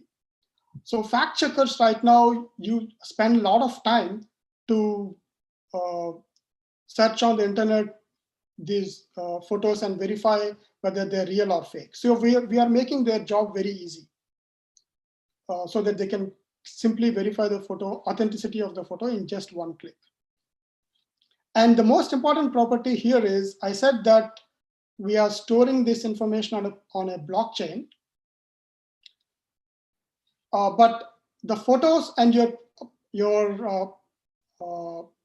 profile information, they are not stored on a blockchain. Only the hashes are stored on the blockchain. So it preserves privacy. As I said, these hashes look very random. So when you're storing only the hashes, it preserves your privacy. You're not storing the actual data. And we can also keep track of the entire provenance of the content. For example, after you took a photo, maybe you made some changes. Maybe you increased the brightness or decreased the brightness, or you made some very harmless edits. So we want to track all those edits on a blockchain. Whenever there is an edit, we store the hashes of those edits on a blockchain. So we want to completely track the provenance of the photos from the time you captured it till the time you published it online or you broadcasted it on a TV network. So that makes sure that there are no malicious people making malicious edits.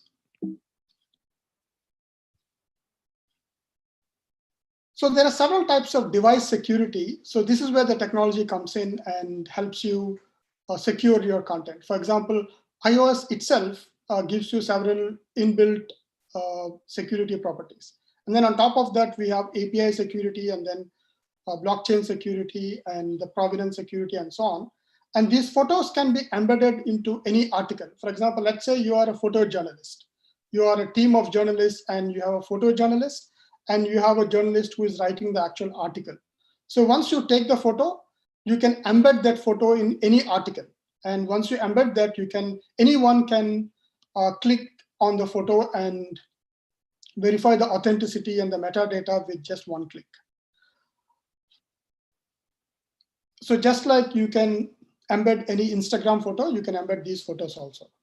So the main difference is that you can verify the authenticity of the photo in very easily. So that is the first part where technology can be used to build a truth machine. So as I mentioned, there is a problem of fake photos and fake videos. So we want to use technology to create photos that can be verified very quickly. So that is the first part where we can use technology to create provably real photos and also verify their authenticity quickly. On the other hand, we also have to detect fakes. For example, we cannot right away expect everyone to use this technology to take photos, right? It takes a lot of time for people to adopt these technologies. For instance, early stages of internet, the security was a real problem, and it took almost 2 decades to implement the entire security stack. Even now, there are some security vulnerabilities. So we want to have, so there are tools to detect security attacks. So just like that, we need tools to detect fakes. For example, if someone took a photo using a different camera or shared an old photo, how do we detect whether it is real or fake?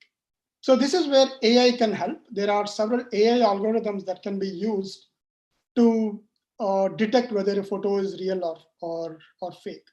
For example, if someone shared a photo, but if it is created using one of these deepfake algorithms, or if they made edits using Photoshop or any of these photo editing software, they can be detected. Again, interestingly, AI comes here to help us. So for example, here are some rules that can be implemented inside AI algorithms. So whenever you see, in fact, sometimes you can see them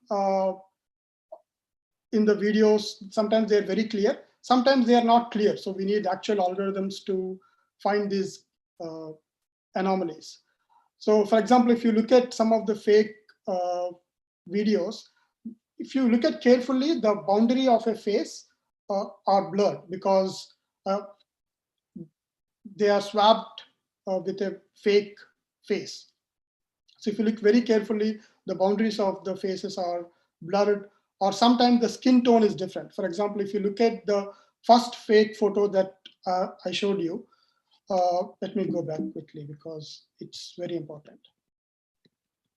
So if you look at the very first photo that here, this one, if you look at this photo carefully, as I said, the photo on the left side is fake. The face of Jeffrey Epstein is brighter than the rest of the photo, right? So that's one signal that it's probably fake. So those kind of signals can be used to separate fakes from real photos or even videos.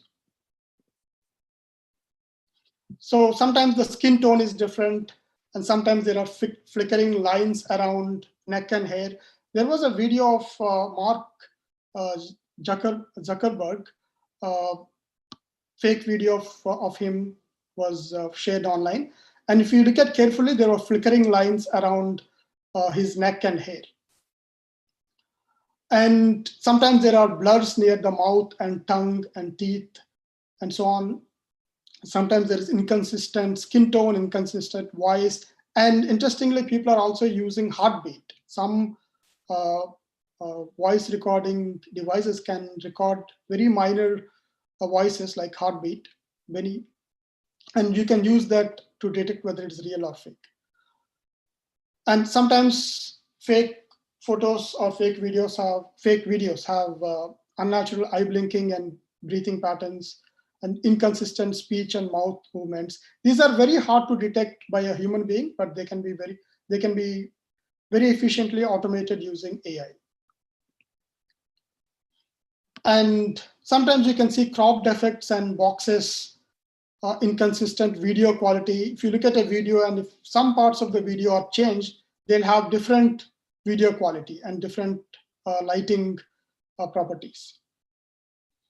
So there are several rules like this, and they can all be automated using AI, and they're very non-trivial to automate. But this is where AI comes in and really helps us automate all this process.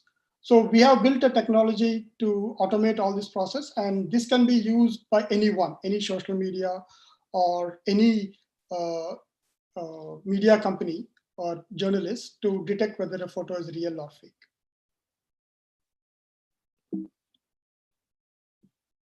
So this is what I mean by full stack photojournalism.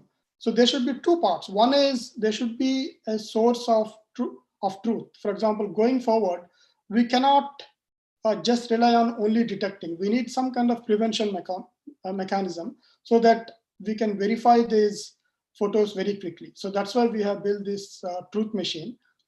And our goal is to create world's largest photojournalism community for provably real photos. Hopefully, more and more journalists will adopt this technology, and we'll have a nice trust layer on the internet so that any photo, any source, for example, any professional cameras or Android devices, they can use this technology. And once you capture the photo with this technology inbuilt, you can verify the authenticity very quickly. So that is one side of the story, where you have a truth machine that the truth can be verified very quickly. And on the other hand, we also need this detection, where we need APIs and web interface to detect fakes originating from different sources. So this is what I mean by full stack photojournalism, that something that has a source of truth that can be verified very quickly, and something that also has a detection mechanism. So recently there is a trend of journalists moving away from big corporations, big media corporations, and starting their own independent journalism websites on the internet. So here are a couple of news. For example, in Thailand, they threatened to censor media outlets when there were protests. So, and several Hungarian journalists launched their own independent news site because they were worried about the government website. So this is all driving something called creativity economy in the last couple of years. So several journalists are becoming independent. They want to have their own independent voice. And if they are trying to create a video news, they are using YouTube. There's several journalists using YouTube to post their videos. And there are several journalists using podcasts if they have an audio, if they want to do journalism using audio. And if they want to write articles, they are using Substack. There's a new tool called Substack. And especially during the last 1 year, their user base is growing rapidly because several journalists are becoming independent. So this is where I want to address one of the common questions: is AI trying to replace all the jobs?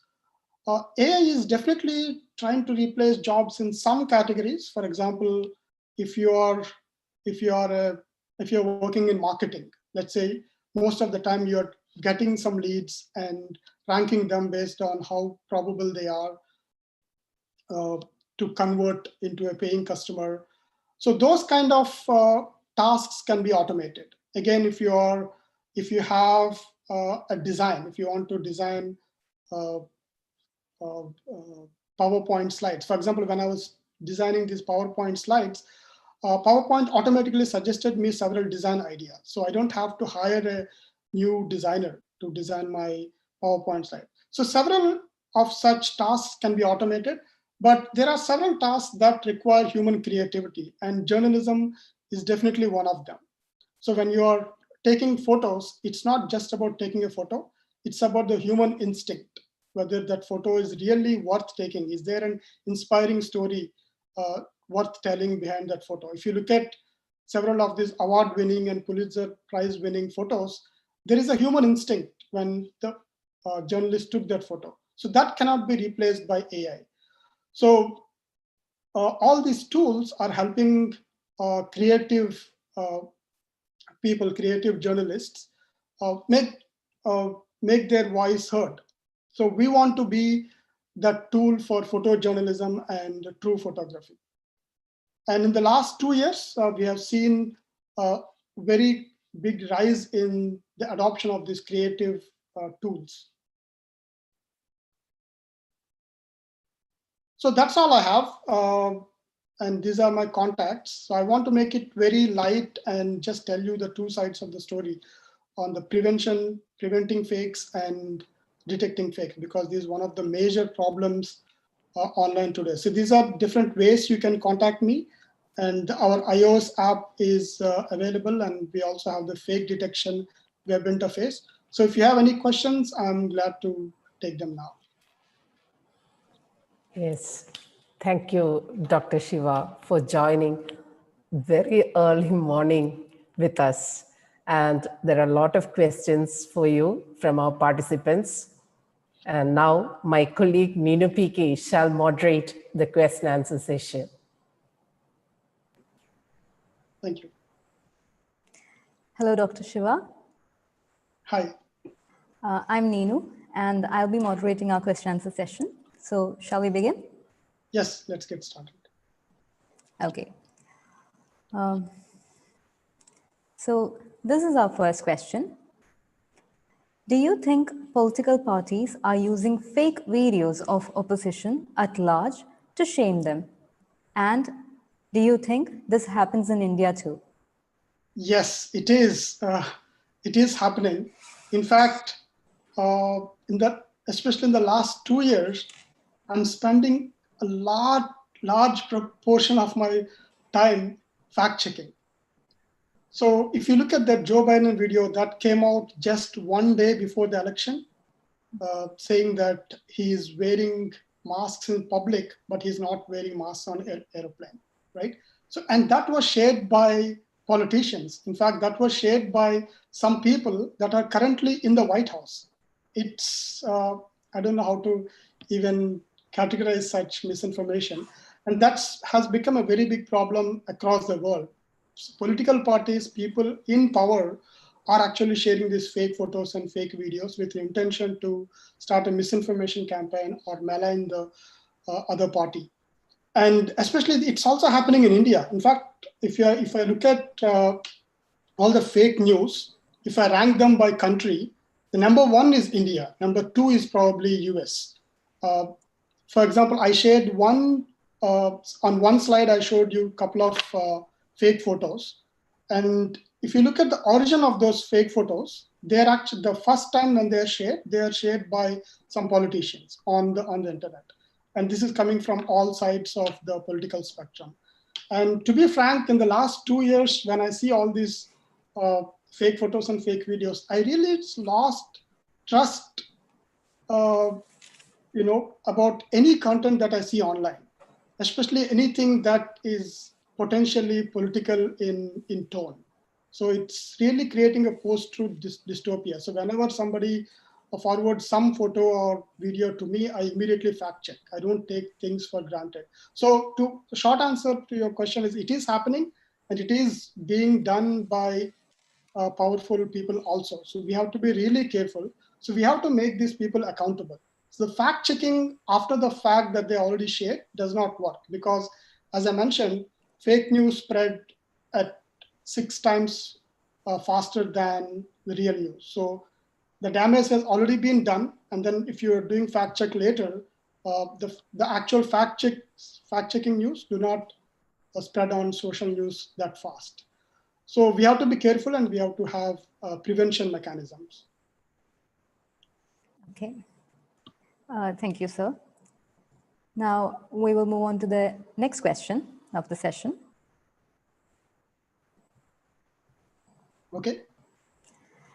Do AI make mistake during the during the fake detecting process, which can lead to misunderstanding a news? That's a good question. So when I say,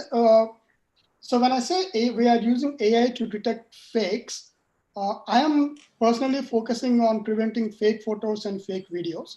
So there's an entire different research on detecting fake news. Sometimes people can write an entire story just in text, making up a false story. So those are very hard to detect. Sometimes most of the time, we need fact checkers to actually check the entire story. But if you look at photos and videos, sometimes we do get false negatives. In my experience in the last 2 years, when we analyzed lots of photos, the accuracy of the algorithm is very high, 99.9%. But the small percentage when we see false negatives, that means we see a photo that is real, but sometimes the algorithm categorizes that as fake. That only happens when the photo is very low quality, when the photo is of very low resolution. So especially India, most of these photos and videos are optimized for mobile devices and optimized for low bandwidth. So many of these photos have very low bandwidth. For example, just a couple of days, one of my friends sent me a photo. We have seen some abnormalities, but those abnormalities are mainly because the photo is of very low quality. In that case, what we do is we search for similar images online and we get more context. For example, in this particular case, we got several similar photos that are taken from different angles. So if you have an event and several photos are taken from different angles, that is a high probable truth that this event actually happened. So there are some false negatives, but they happen mostly when the photos and videos are of very low quality. So we have to be careful. So what I want to say here is, even though we are using AI to detect fake, there should always be a human being at the end to make sure that, okay, does this really make sense? Or is this a real manipulation? Or is it, harmless manipulation? So there should be some human component in this entire process. But we want to make their job very easy. Okay, thank you, sir. We will move on to the next question of the session. Okay. How are LiDAR sensors going to evolve the area of fact checking? This is because the latest iPhone has a LiDAR sensor. This is the question. Good question. So as I mentioned, one of the common questions I get is, you have developed this app, and what if I take a photo of a photo using your app, right? So that's where we use depth sensing. So most of these latest iPhones have multiple cameras. So if you just have multiple cameras, you can also already do some basic depth sensing. But if you look at last couple of versions of iOS devices, they have LiDAR sensors where you can map the entire 3D environment. For example, if I point the camera at my desk, I can scan my entire desk and get a 3D model of my study desk, right? So mainly the intention, the reason why they developed LiDAR sensors on mobile devices is for AR purposes, augmented reality. But it can, of course, be used in journalism. When you're taking a photo, just use these LiDAR sensors and multiple cameras to make sure that you are in a 3D world and you are not just taking a photo of a photo or a video of a video. In fact, the reason why this is very important is just last week during the election counting, there was a video that was shared on social media. And that video was, somebody played a video on their monitor, on their computer monitor. They manipulated the video and they played the manipulated video on their computer and recorded that using their cell phone. So that's how they spread it on social media. So we need these LiDAR sensors to make sure that it's to distinguish between 3D environments and 2D environments. Okay, thank you so much, sir. Now we will move on to the next question of the session. Okay. What persuasive strategies make fake news seems to be true? Yeah. Yeah, so interestingly, so the very first slide, if you look at my very first slide, I mentioned three things that are evolving, right? The first thing is in the last 15 years, people got more and more addicted to social networks. And social networks and other even media companies, they want us to click an article. So there is this concept of clickbait. So they write an article and they write three different titles for the same article, and they do an A/B testing to see which gets more clicks. So on one hand, we have this social media networks trying to get more and more attention from people. On the other hand, we have these clickbaits, right? So, and then combined with the recent rise in fake news, what people have done is whenever they try to create a fake news article, they use all kinds of strategies. They first make the title very attractive. And once you make the title very attractive, title or the image very attractive, and you post it on social media, let's say you have certain political beliefs. The social media companies already know your political beliefs based on the articles that you read before and based on the content that you have seen. And this fake news with this clickbait, they'll be recommended to people who are, who have very high probability to click on that. So that's already some kind of persuasion is going on there, right? And in addition to that, they also write the title in a very provocative manner. For example, the case that I told you about this Joe Biden, they wrote a title saying that he's really lying, right? He's wearing mask in public and he's not wearing mask in private. So that really provokes people, and people immediately jump into conclusion, and people have this feeling that they have to share first on social media to their friends, and they share it quickly, and that creates chaos and confusion, right? So people are really using these persuasive techniques, and one of the most common thing is having a very clickbait title. Thank you, sir. Do you have time to answer two more questions? Yeah, sure. I have time. Thank you. So the next question is by a student of ours. This question is by Ramgopal Harikrishnan. He is our student, and he wants to know, can Instagram be used in aiding and abetting constructive journalism?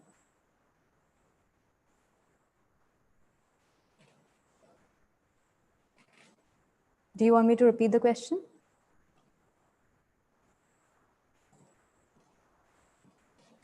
So can you hear me?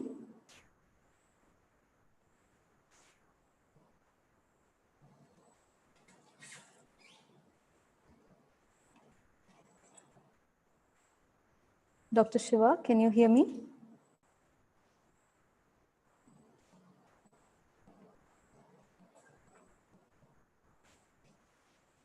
It seems we have a technical problem, but please stay tuned with us. We are rectifying the issue right away.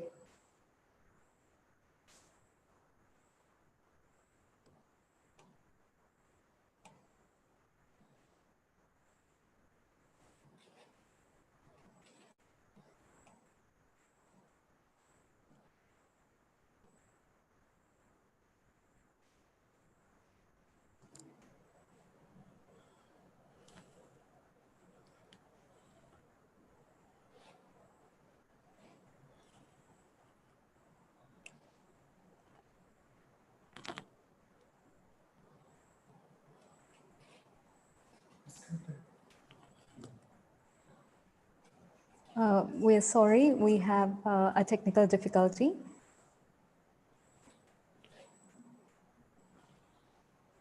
Okay, it seems we lost connection.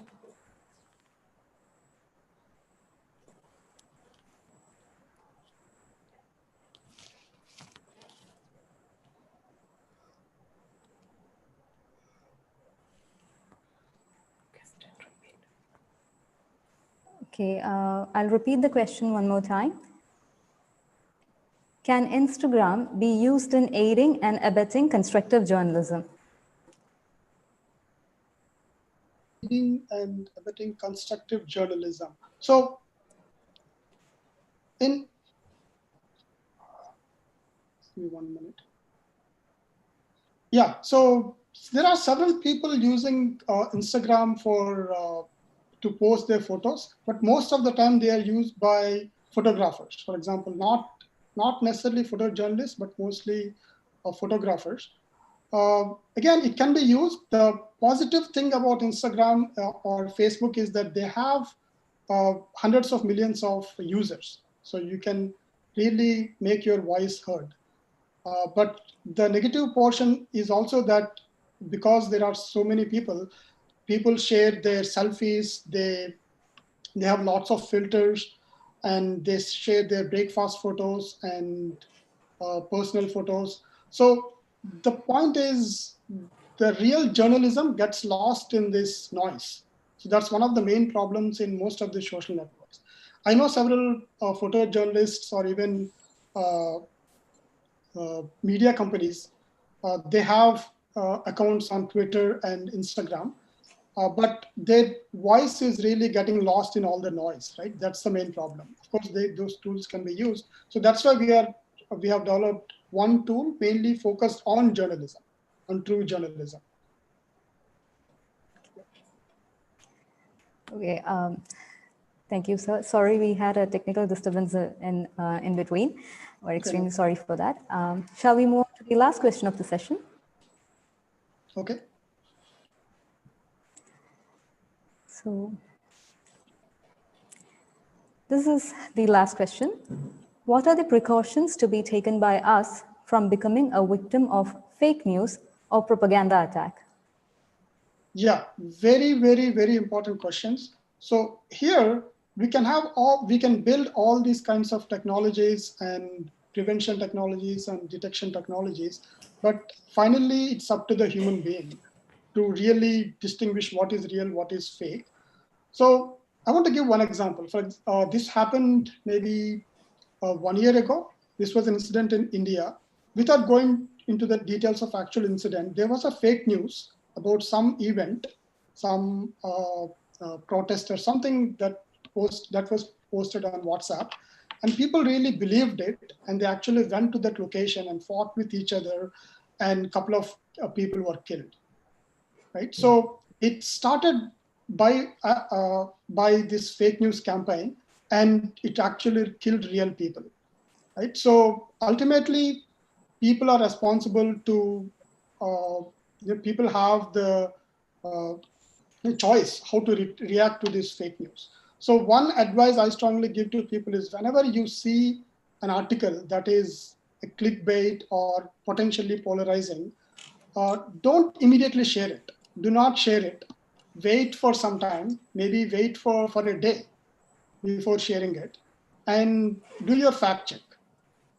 So first, do your fact check and wait. Usually these fact checks come 24 hours later because it takes some time. So do not immediately share it, even if you agree with the narrative or even if you disagree with the narrative. And also do not take any quick decisions. For example, if you see some fake photo, do not just use name calling to address some people, and that creates a snowball effect, right? And then it will destroy friendships and families and so on. So do not share quickly, do not react quickly, always do the fact check.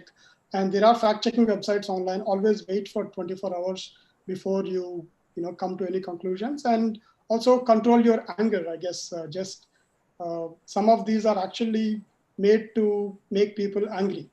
So ultimately, you have to do the you have to have a self control.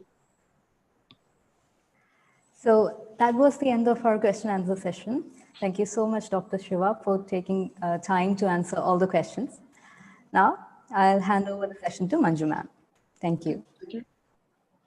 Thank you, Dr. Shiva, for the demonstration of a great tool, through that for photojournalism. Actually, fake news, misinformation, fake photos, all these are affecting our democracy, people verdict, etc. And the people who are good in promoting fake are becoming the rulers of the world. So that should change. We have to bring change. And your session was really helpful for that. And best wishes for your mission to put a truth machine in everyone's pocket and facilitate truthfulness in photography. It is great to hear your thoughts, and we look forward to having you for advanced training session. Thank you, Shiva. Thank you very much. Yeah, thank you. Thank you all for organizing this. Yeah. So we are concluding today's session. Emerging technologies in artificial intelligence, blockchain, IoT, and natural language processing are set to make great contribution to media and journalistic practice. We journalists need to have a more open approach in adopting these technologies. Computer scientists, AI technologists, and the media professionals need to collaborate to develop best tools that would benefit journalism. We are having our closing day session of this global summit on next Thursday, 19th November, morning 11 a.m. India time. We have Jonathan Stray from AI Partnerships USA, Gulhan Canula, Head of Freedom of Expression at UNESCO Paris, and Neerav Parekh, CEO of VPhrase India, joining us live. For the kind information of participants, we are providing participation certificates for all who submit feedback form. Please use the link shared in the chat box to submit your feedback. Looking forward to seeing you again on next Thursday, 19 November. Remember, it's morning 11 a.m. India time. Till then, stay safe. Good night from Team Nagar, Maranalloor, Trivandrum, Kerala.